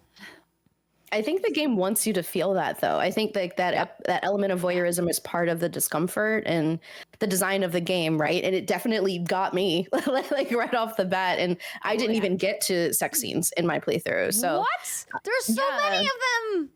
Well, what's interesting is there's a lot of different paths people can take, right? Like I've heard so many different versions of people's experience with this game because it is designed like you find whatever you find and that's your story. That's the truth of what happened to Marissa Marcel. And there are different versions of it, if depending on how you click and find other film clips. Well, apparently John found every sex scene that exists in the game because like every time we watched it, I was like, they're fucking again?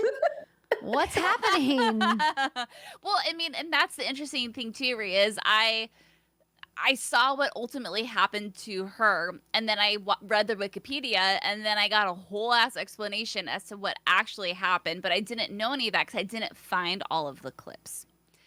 And that's kind of where it gets interesting, is I wish there was a way to know how many clips I was missing, or maybe like a little hint, because I would have loved to have experienced the story in its full glory, but I didn't get to, and I had to rely on a Wikipedia page to tell me what happened.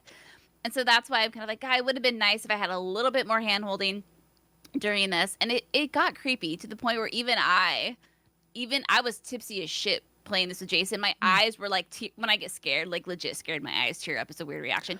But wait, I didn't know this about you. I thought you were eyes open screaming to the pain. I am. I'm a whole thing of like contradictions. It makes no sense. But when I'm like legit scared watching a movie, it never happens when I'm playing a video game, but only when I'm watching a movie. They'll tear up, or I couldn't watch. But I mean, this game is like a movie. It is, and that's why I had that reaction. But it even got me. It gets creepy when you realize kind of what's happening. It's like I got chills, like literal chills. So it's so interesting because I love it that it got that reaction out of me, and it did something so different. But I'm worried that a lot of people who might play this on Game Pass, they're like, I'm not really paying for this. They might play it for a couple hours, and before they realize that there's a really interesting mechanic to this and a whole ass story to unfold. And I don't know, honestly, how I got 4 hours or so into this before I realized that, but I did. So anywho, again, like different experiences, but I can understand why this is kind of fitting into certain categories for Game of the Year. And I mean, and the acting is just absolutely phenomenal. And I would watch all of these three of those films featured in this game separately just to watch them because I thought they were so interesting and well done. So it's worth talking about for that, but interesting discussions abound. Rihanna, you are playing 2 games that are dominating my timeline right now. Marvel Snap, man. So I've downloaded. So let's just talk about that first, then. Yeah. I've downloaded it because not only has Twitter served me the ad, the promoted like, here's Marvel Snap, but almost everybody that I follow is like posting photos of their Snap battles and talking about Snap and being like, Marvel Snap's the best. And I don't normally like card games, and I know you don't either, but you've been playing it. I have. So the ads definitely got me every time. Every time I open Twitter, the marketing works. At least Get 'em. At least one, right? So yeah, Marvel Snap is. Well, shout out to John Drake. Take a drink because this is no, it's not. No Disney. shout out to John Drake because Marvel Games is its Marvel, own division. That's true. All right. John Drake does not work on those games, even though technically Marvel is owned by Disney. But we can take a drink for John Drake because he's great. But he didn't take work a drink, on this. spit it out, drink it again. Let's go. Cups up for Marvel Snap. So yeah, I've been playing for, I want to say, let's say 4 or 5 hours. It's hard to tell though, because these games are so quick. So for context, I'm level 12, if that helps anybody. And I've been playing pretty randomly here and there. Again, matches are quick. So if you think of a Hearthstone, if you think of Magic or something much more simple like Arena, it is that, but even more simplified. So the way it works is you have a card deck that you're going to build up with different cards that have special attributes that either work for you or against your enemy. And you're going to battle for 3 different battlegrounds in each matchup, right? So if you're watching on YouTube, then you'll see that there's these 3 different locations. Those locations have different attributes as well, but your goal is to win more points on your side of the board at 2 out of the 3 locations, or win 1 and tie another. Those 2 are victory conditions. So I haven't had an instance where I've tied all 3. I'm not sure how that works exactly. My assumption is it gives you both a victory. It's pretty forgiving as a game, but the card mechanics are really simple. You'll have a card that says, when you flip it over, 3 other cards get an extra 2 points of power, or when your opponent puts a card here, everybody on your side gets 1 extra power, and that power equals your total for that location. If yours is higher than theirs at the end of the match, usually 6 rounds, you win. So again, really simple, really pared down compared to other card games. And it is so fast. Like when I say I've played an entire match in like 3 minutes, the loop is incredibly forgiving and very addictive. It's easy to say, oh, I can play one more as I walk to this other room.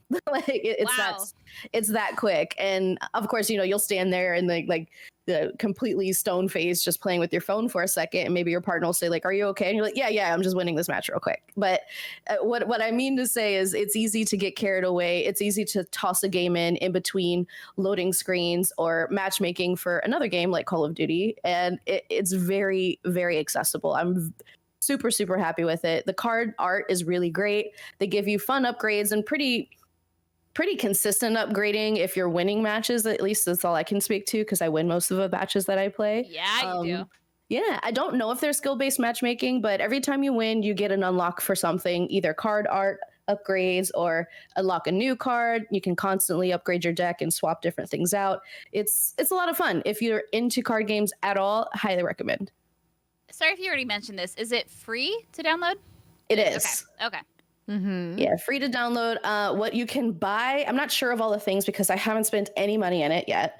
But as far as I can tell, you can buy sort of the currency to unlock more cards, unlock more art, upgrade, the existing cards you have right now, stuff like that.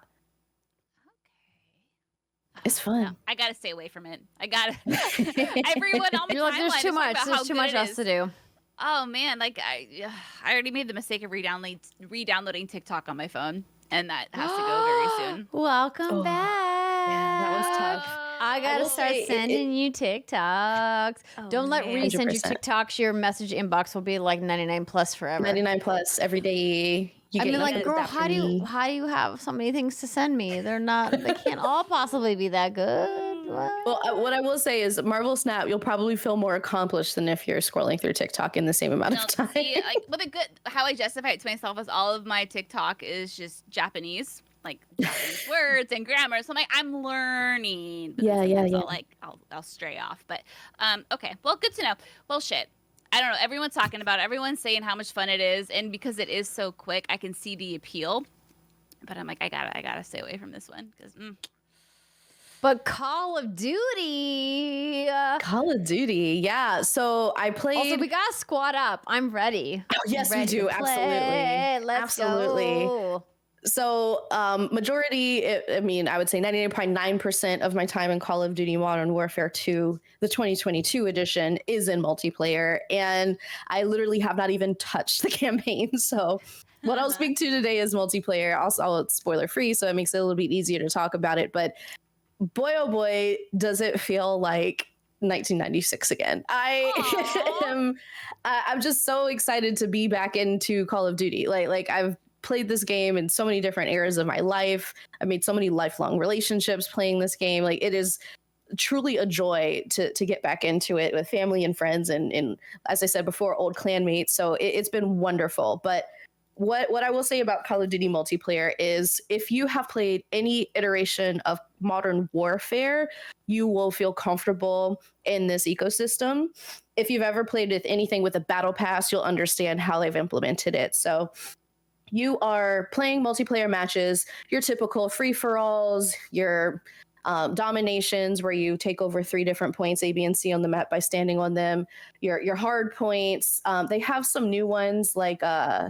what's it called? There's, of course, Team Deathmatch, but there's some new ones and they're like Headquarters. If you haven't played in a while, you might not have seen that before. There's Prisoner Rescue, Knockout, which is like grab cash and then be the last one standing sort of style. So some really fun dynamic styles that they've tossed in as new iterations, but obviously it has the hits and the classics that you're used to seeing. 6v6 is most common, but they also have Ground War, which incorporates larger teams. So if you have 7 or more friends who can organize themselves, then you do have a way to all play together on the same team. Wait. If you have 7 or more friends that can organize themselves, you're winning at life, and you should stop playing video games and go do other things. Well, each team is 32 players. I'm doubting that you're filling that entire roster. But if you're like, I'm the 7th friend that constantly gets ditched, then you may be able to convince them all to play Ground War with you. But yeah, I won't speak to some of the maps that we're seeing in the video because as far as I know, the map list isn't final. It's going to be rotating out actually in the next week or so. but it feels great. And what I like about it is that as you play more matches, you win more, you get more XP. Even if you lose, you get some XP. You can also spend XP tokens, like double points, things like that, in order to maximize how much you're earning through each game.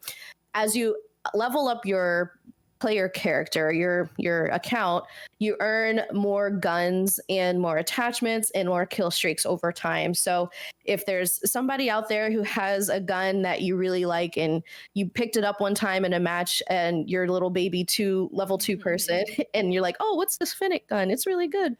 It gives you something to strive for, right? Like that was me. I went to play and I was like, oh, I got to get to this next level and make sure that I unlock this gun before the end of the night, because if I don't, I'll be really sad when I play this weekend. I'll be extra baby mode because I don't have any of the good SMGs. So it gives you like mini goals that you can set for yourself because you see other players using these really great loadouts. Excuse me, and it gives you something to strive for. What's a little frustrating about that is if you aren't paying attention, it's so easy to miss, right? So in the customization menu for your loadouts, you can go to each different gun type, assault rifles, SMGs, shotguns, things like that, and then unlock them. But then you can also add attachments to each gun, which is nothing new for Call of Duty. But then once you've used that weapon enough times, you can tune it, which means you can say, oh, I want this one to be a little bit less recoil, a little more accuracy, or I want this one to be a little bit higher damage, a little bit slower in the hip fire, different attributes that you can actually tune on the core gun without attachments. That part's really easy to miss, and it changes the way each weapon works. So similar to God of War, there's a lot in these submenus that you can miss that really change the way you play the game. And I think the game could do a better job of explaining that to people, especially since there's clearly so many people coming back after a long time or new to the game franchise. So that is one criticism that I have. Obviously, everyone's going to have a favorite and least favorite map or really hate it when all the other team members are using RPGs, but that's nothing new. That's just Call of Duty. It's part of the thing. I can hop into this game and do nothing but shoot RPGs at people. Once you unlock it, yeah. Of course. That sounds like amazing. You could also just go knives only. I think during one of my streams, like that was a thing that was unlocked through donations that we just did like knives only. Or maybe that was a spelt wrong Brit special that she was like, I got this special game mode where we're only gonna like stab each other, but I'm gonna win because I'm the best. And I was like, Britt, you've tricked me again. Knives only, the secret to that is knowing the map in and out and then having a riot shield on your back, which helps a lot. Riot Shield. True story. One of the first series I ever did with my crew at Clever Games, which then became the crew at Smosh Games. And shout out to Lasercorn and Sohinki for Riot Shield Man. They literally made a machinima about the Riot Shield in Call of Duty, and it was all about this guy running around the map, only killing people with the Riot Shield, just literally like bashing people to death. And it's hilarious. And what the real tragedy is that because Defy Media, like the people who owned it are fucking assholes. All that content is gone. It doesn't exist on the internet anymore. And I would be like, go watch it. It's so funny and hilarious. But it's gone. Oh, well, their memory is kept alive by all the many people who have killed me with riot shields and so. No, gone but not forgotten. Beat down with a riot shield. Oh, so often. It's really annoying, actually. The thing, you got to try to shoot him in the Turn toes. it around on them, Ri. Take up the mantle of Riot Shield Man and be Riot Shield Woman and go out there and be like, I'm going to bash you all to death. Let's go. Are you just going to ignore the fact that she said you have to shoot them in the toes? Yeah, that's like either that or it just like put claymores everywhere. Like, I'm trying to imagine, like, someone's charging you, like, I gotta shoot your toes to your feet. Your Wiki Feet career is done. I mean, that's one way of thinking of it. Also, your life is over because you're dead. But, you know, your Wiki Feet career, it's also But, like, someone would shoot my toes off. I don't think I would die instantly on the spot. You know? You would fall. But in Call of Duty, the meta is that you die when you get shot. So how'd you die? Gunshot to my big toe. Shotgun blast to my big toe. Anyway. But yeah, Call of Duty. It's fun. We should play. Yes, let's play. I just need to finish this Dad of War game so I can play other things, because there's also Sonic Frontiers, which we haven't talked about, and the embargo is up for. But and thank you to Sega for sending that game over. We're very inconveniently out of town, but conveniently able to celebrate our friend Alexa Ray Correa. Big congratulations to her and her now husband, Nate Brown. They got married, and so good to see Brittany and a bunch of other wonderful people there. But it meant that couldn't play games because wasn't bringing the PS5 with. Wasn't happening. No. Could have played Marvel Snap. Just saying. I downloaded it, but I literally just didn't do it. The only game I played was Grindstone, because I could play it on the plane and didn't need an internet connection. Fair. Huh? Should have brought your Switch, baby girl. I did bring my Switch, and I opened Cult of the Lamb and was like, I can't wait. Now is my time. Got to the first menu, and then baby was like, "Wait!" I forgot. Here's my I'm like, I just played Xenoblade Chronicles 3 there and back. We didn't travel with our son. Yes, Charlie was there, and I got to play with her and hang out with her, and she's lovely and adorable and so damn cute. Yeah, you were a parent that whole week. Props. That's true. I wasn't on vacation really. Yeah, I was giving my child an experience with Chip and Dale, which she loved. Oh yeah. They were basically giant stuffed animals to her, and she was like, "My stuffed animals are alive. We are friends now." And then they're like, "But you're not the only child we have to see." She was like, "You stay with me forever." And then she smacked Pluto. It was great. She literally did. She hit Pluto in the face. Yeah, atta girl. It's a thing that happened. But we have a little bit more to talk about because, as we mentioned, it's our 300th episode. Wow. So we have some fun anecdotes from you guys, but also, if you haven't realized yet at this point of the episode, we've been having some fun, and we're going to continue that fun, regaling some good memories.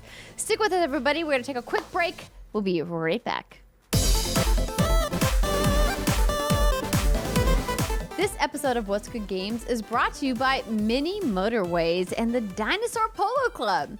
Mini Motorways is an award-winning minimalist strategy traffic management sim, say that 5 times fast, with more than 4.5 million players. And they're opening new roadways with the Endless Expert update, their biggest update so far. They've expanded the spectrum of ways to play from calming to challenging with 2 new game modes, Endless Mode and Expert Mode, respectively, across Apple Arcade, Nintendo Switch, and PC and Mac via Steam, and it's available right now. The team at Dinosaur Polo Club has created an experience where you can transform 15 iconic cities like Tokyo, Lisbon, and Los Angeles into a canvas of artistic roadwork and traffic efficiency in Endless Mode, the most requested community feature to date. Prepare to tackle new obstacles and a chance to beat the best in Expert Mode, inspired by Mini Metro's Extreme Mode. Learn what commitment really means as road tiles and upgrades quickly become a permanent part of the city. Play strategically with access to the full suite of upgrades at the end of each week, but make sure to plan ahead as an upgrade cannot be selected twice in a row. What? Climb a brand new Expert Mode leaderboard on each map and compete against the highest tier of civil engineers for the top spot. Other quality of life improvements in the update include manual zoom in, a new button that allows players to view the whole city each time an upgrade comes up before choosing, and new visual indicators for in-game errors for fewer pop-ups and a smoother gameplay experience overall. Plus, with over 96%, that's a 9-6, overwhelmingly positive ratings on Steam across 13,000 reviews since they've launched, clearly the team at Dinosaur Polo Club are doing something right. Find out for yourself by downloading Mini Motorways today. You can check out the new Endless Expert update for Mini Motorways on Apple Arcade, Nintendo Switch, or PC and Mac via Steam. Check out the new Endless Expert update for Mini Motorways today on Apple Arcade, Nintendo Switch, or PC and Mac via Steam. Welcome back, everybody, to our special episode 300 walk down memory lane. Now, Brittany very accurately said to me when we were having a discussion about what are we going to do for episode 300, she's like, well, we kind of recap everything during our anniversary. What are we recapping for episode 300? I was like, well, that's a good question. But I mean, this is a big milestone for us, particularly as moms that are running a podcast and also raising small children. We had to take a moment to celebrate. So once again, let's raise our glass. If you are drinking a beverage of literally any kind, raise your glass and go, cheers to 300 episodes. Cheers. Cheers. Cheers. And Brittany, I appreciate that you're still drinking from the bottle, straight from the bottle. It's good for the environment, right? Isn't that what we decided? Exactly. Yeah. Mm-hmm. And you reached out to some of our closest fans and supporters, friends on patreon.com/whatsgoodgames and said, hey, we're celebrating 300 episodes. Do you guys have any memories you would like to share? And I would kick it to you, Britt, to kind of pick who you want to feature first. Yeah, I reached out to Patreon and also our Facebook fan page, which is such an awesome community. And I feel so bad that I can't get in there like I used to. That's what she said. But thanks to everyone for keeping it fun and safe and healthy. And let's just start with our Facebook fan page. And this first one comes from Javier Arroyo, who says, I never listened to podcasts before and was outside mowing my lawn one day and didn't want to listen to music, so I decided to see what podcasts had to offer, and I found WGG. The first episode I heard was the one where you guys were discussing Final Fantasy VII Remake before it was out. I have no idea what episode number that was, but it was a long while back, and I've been listening weekly ever since. So thank you. It's always fun to kind of see when people have hopped into our show. And let's see, this one really touched me as well. This comes from Keith Daniel Bricker, who said, I'm really struggling as a person in my work environment, home life, etc. It's nice to know that my worries fade away with the simple sound of this podcast. Blessed to have the reprieve these girls have given me over the years. Wish I could support you better to develop the podcast further and return the favor you guys have given me mentally. Keep doing what you're doing. It affects some people so wonderfully more than you'll ever know. Thank you, Keith, for writing in. Like, that means a lot. And we've gotten so many of those messages, very similar, of saying, hey, it's not easy to do what you do, but please don't stop because it means this thing to me and it's important. And those messages are the one that like cut the deepest of like, hey, we need and love those messages. So thank you to everybody who's ever taken the time to like write us an email, a Patreon message, a tweet, to engage with the content at all. Like, I don't think we can say enough like how important that is for us, especially right now. Especially right now. Well, let's keep the circle jerk going. This next one from Jessica says, WGG is always a bright spot to my week. I know when I watch an episode, it'll always be high quality, full of laughs, and great information. I've watched through lots of tough times in my life, and the episodes have always helped distract me to make it easier. I will continue to watch as long as you ladies keep making content. Workouts and long drives always go by quicker when listening. Here's to 300 episodes and many more. And then as an aside, Jessica said, some of my favorite memories have been Twitch streams and Halloween spooky content. I always enjoy watching Andrea play some Among Us and Britt's reactions to some good scares. Yes. Snaps of that. Forever ago. Dr. B chimed in and said, getting to hang with y'all and play D&D is an absolute joy and remains a highlight of all of my PAX memories. Dr. B, I miss you so much. What a wonderful human being. Oh, Absolutely. man, I can't wait to get back into those D&D episodes. I still have my orc with her butt cheek hanging out. Can we talk about Rihanna's character that she introduced in our last chapter? This blue... Wait, what race are you again? I was a water genasi. A water genasi. Also, like, I was never going to remember that. All I remember is that we were like this weird blue thing. And I was like this mystical blue creature. Genasi. What the heck is that? I just Like a Googled genie. it. Oh, yeah, that's right, like a genie. Yeah, of like course, cleric. I knew that. Oh, yes.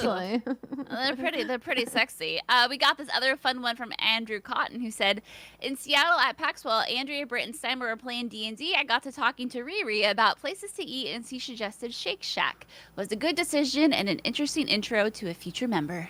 Shake Shack is always a good decision. Yes, 100%. as are you. But shout out to the Cottons, like Andrew. Oh, man. And his wife Mary. They're just like wonderful people, big supporters of What's Good Games. But it's a really fun moment for us to kind of step aside and go. At one point, Rihanna wasn't part of What's Good Games. Yeah. You know, Steimer and I went to visit you at your apartment in Seattle when you were hosting a party for another brand, Kind of Funny, obviously friends of the show. And we went because we're like, Ree's a cool person. Obviously, we have a lot of ties with Kind of Funny. And I was like, oh, it's so wonderful to get to meet you in person. And that just kicked off this friendship, which then became so much more. And just thinking about our relationship, not just as coworkers, but as friends, and how that has evolved over the course of What's Good Games and our 300 episodes. It's kind of like a fun, like, hey, this is a thing that just like happened, and it feels like we've known each other for so long, but it really hasn't been that. It really hasn't been that long. But like the friendship's just that good. It's just been a couple years, and even like stuck in the house for 2 of those years. It's really feels like a lifetime, and it goes to show you that there's this thing called kinship that I've felt with you two, and I'm just so grateful to have both of you in my life. And and for welcoming me into What's Good. It has been life-changing, and this truly is a family, and I couldn't be more grateful for the 2 of you and for the What's Good fans.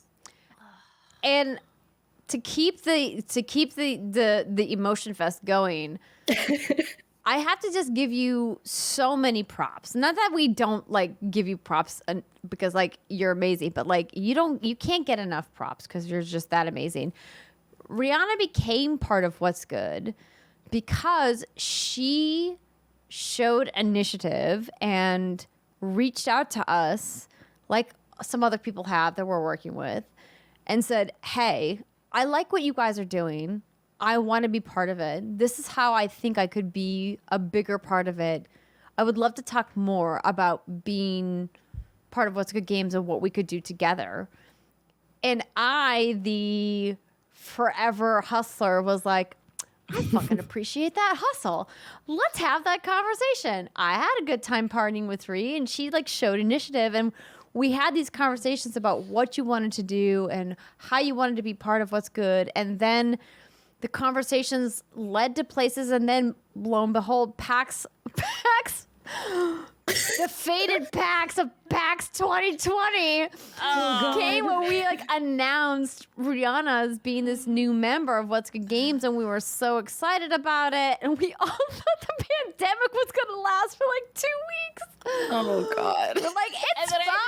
Everybody noping out of PAX is not a big deal. Everything by E3 will be taken care of. Let's get Ri on board. Let's do all these things. And we had this amazing moment. Like, let's set aside that the pandemic fucked everybody, because like no one wants to talk about that again.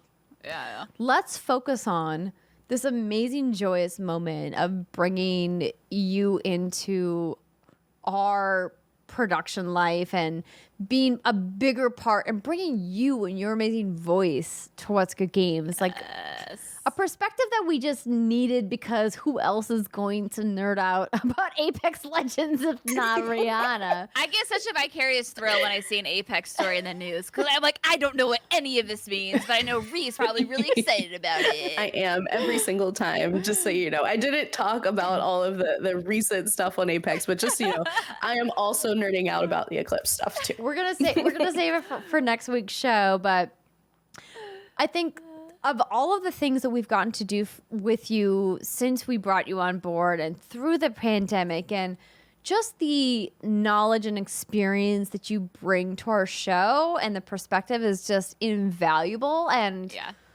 like now I'm getting a little weepy, but like I love that you are the like new generation of What's Good. And obviously we can't talk about like the history of What's Good Games without we've already talked about Alexa Ray Korea, one of our founding members, but also our sister in arms, Steimer, Christine Steimer, who was just in the United States for just like a fucking hot flash moment for LCS Worlds, which Brittany, got to spend a very luxurious 24 hours with her.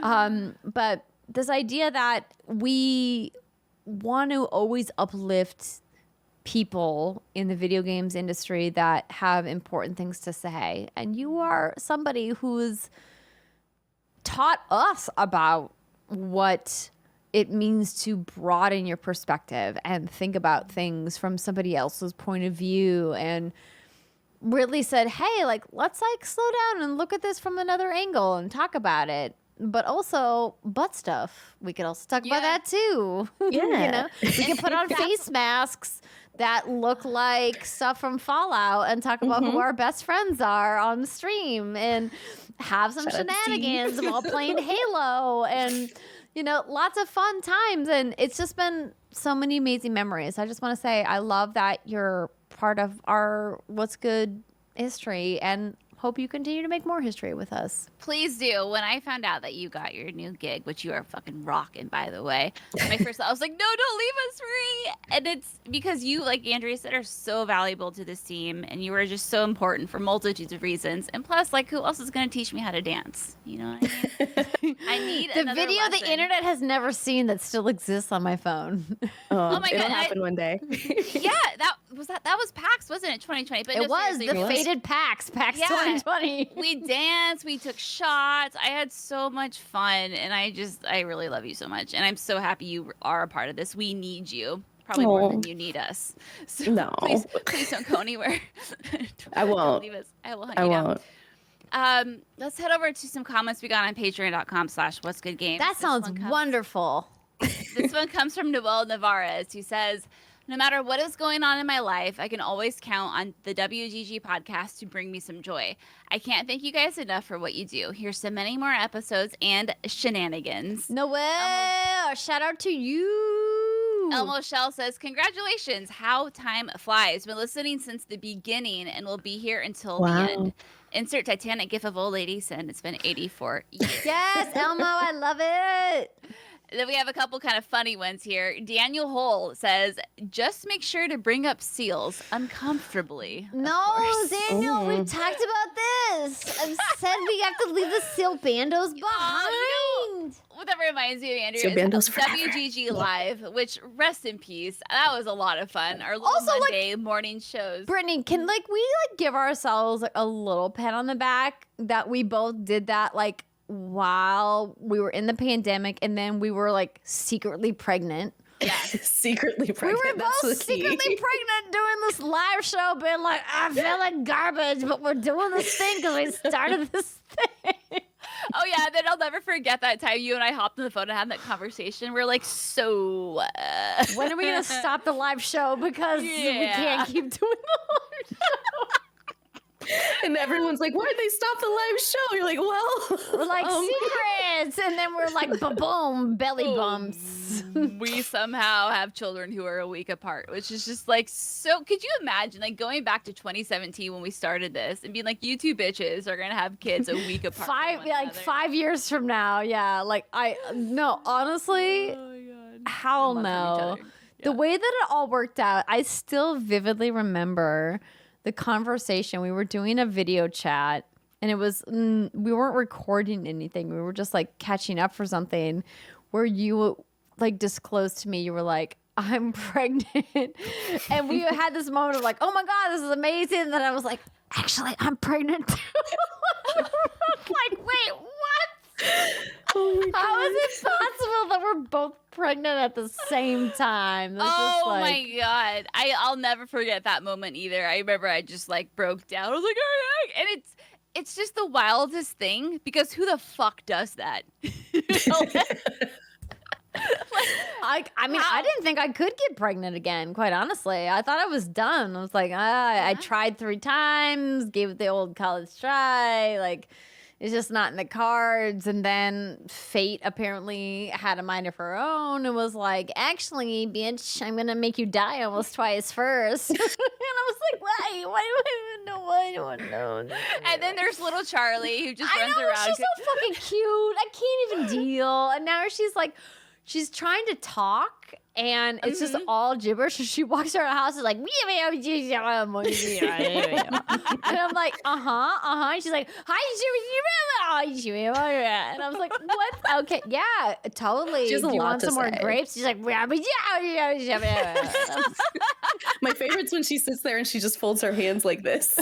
She's just contemplating really hard. or she'll put her hands behind her back, as John likes to call it, her little dictator walk. She just like puts her hands behind her back and walks around like Inspecting everything to make sure it's all up to snuff. It's so silly. Kids are little assholes. They're adorable and we love them, but they're little. I love my kid, but my God, sometimes I want to wring his fat little neck because I'm like, what are you doing? It's also hilarious to me how different our kids are, because you have like a giant human for a baby, and I have this like tiny little one, and I was telling Ri, can't wait for them to meet. Oh my God. I got to play with Charlie quite a bit. Because every time I've met Charlie, for those who don't know, it's always been at Andrea's house, obviously, but we've been working. So I haven't been able to spend a lot of like just chill time with her. So that's what I loved so much about this trip, as I got to play in the pool with her, hold her, carry her around, and we got to play. And I'm like, oh my God, it's like carrying a bucket of feathers. Like, this is so lovely. And then I get home and pick up my lard ass child, and I'm like, oh my God. Oh my God. Bless his heart, boy. He's in like 4T already in some clothes. And I'm like, I don't know how this is happening. But anyway, one more fun comment we got from Mr. Yasman. Congrats on the 300th. Love seeing all the great success you ladies have had. Can't wait to see what you do next. P.S. I hope Andrea has forgiven Britt for tricking her into buying Magikarp in one of the Pokemon games. That's like I have, because now I have a plushy Magikarp that actually flops when you throw him on the ground, and I can always tell where he is in the toy bin, because like then the whole thing just like starts shaking. But it was funny when that first happened. So Ria, I don't know if you remember that episode of when we were talking about, so it was a Let's Play actually that we did when it was Pokemon Let's Go Eevee. I think that we were playing, or maybe in Let's Go Pikachu. It was Pikachu or Eevee. I don't remember which one. When that game came out, and I was like, oh, I want to try this out. It's like the reimagined Pokemon. And then I was like, what is this Magikarp thing? And Britt like hoodwinked me into thinking that Magikarp was this big, wonderful thing. But then, of course, you were like, well, just don't forget about Gyarados, the Mega Evolution, blah, blah, blah, these things. Look how much you've learned. Yeah, that was a glorious moment. No, we've had so many good times. And I feel like I want to go back and watch some of our reels from the first year and the first anniversary. Because I think we forget. It's been 5 years, 300 episodes. A lot has changed and a lot has happened. It started in that little mother-in-law unit or whatever it was in your that dinky ass studio when Fortnite was just save the world. I think that in and of itself is an encapsulation of how long we've been doing our show. When Fortnite launched, Fortnite Battle Royale did not exist. No, they came to the studio, remember? And we recorded a whole ass video on Save the World. And I still have that backpack with all that weird. Do you remember when I did that unboxing? I had like the tarp poncho over your face. Oh my God, that was the best. That's on our YouTube channel, isn't it? Oh, absolutely. It is. Gotta be, I picked the thumbnail for it, and I made sure it was when all you can see are your eyes, but you're just in this tarp. Oh my God, it was so good. Oh, it's been a lot of fun, and it's time is wild and weird, and it's just going faster and faster. But it's, I think, important to stop and reflect and look that we've created over, honestly, 300 episodes of What's Good Games, but 300 like canon full episodes of What's Good Games, and the fact that we've done that, we've all been through so much personally and just through the industry. We've seen so much come and go and change, and there's been some hard moments and there's been some lovely times, but we're still here. We're still doing it. We're moms now. We have an awesome new addition who is Ri, who is just like invaluable. Like, girl, like, don't leave us ever. Well, and I want to ask you, Ri. So this is, and let me know if you are like, nah, I don't want to. But I think you will. You have a tattoo. I do. Of What's Good. I do. And I bring that up because I would like to hear from you about someone who's been with us, but what that symbolizes for you and why, you know, What's Good is important to you in that way. Because clearly for us, like as creators, sometimes we get so bogged down in the day-to-day, like production of making everything happen. We forget like the community is why we do this. And you are such a great reminder to me of being like, hey, like, don't forget, like, it's bigger than just like editing the show every week.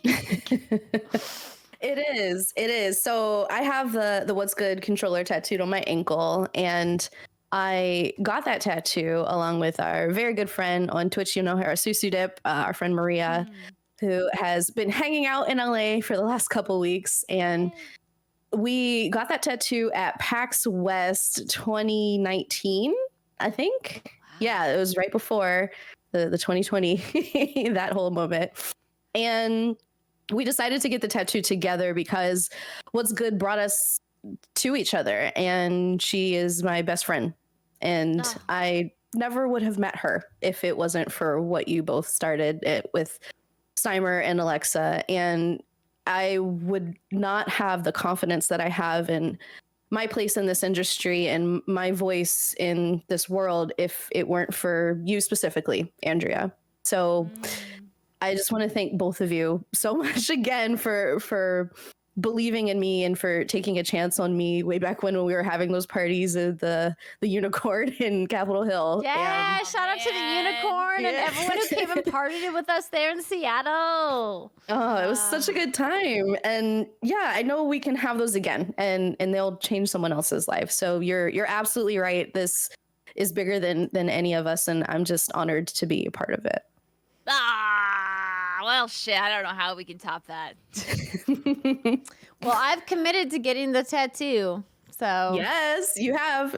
It's on record. I've committed. I said, well, you're going to do it at the next PAX West. And I didn't think this year was going to be the year. I wasn't prepared. And then apparently PAX West like happened. But 2023, we're coming back, everybody. We look forward to bringing What's Good games and our fan meetups back and seeing you all and seeing each other in person and reminding ourselves like why we love the industry that we're in, whether you're a fan or a creator or a developer or just somebody who's like, I just download this fucking podcast. Are there free drinks when I go to this thing? Then I'll show up.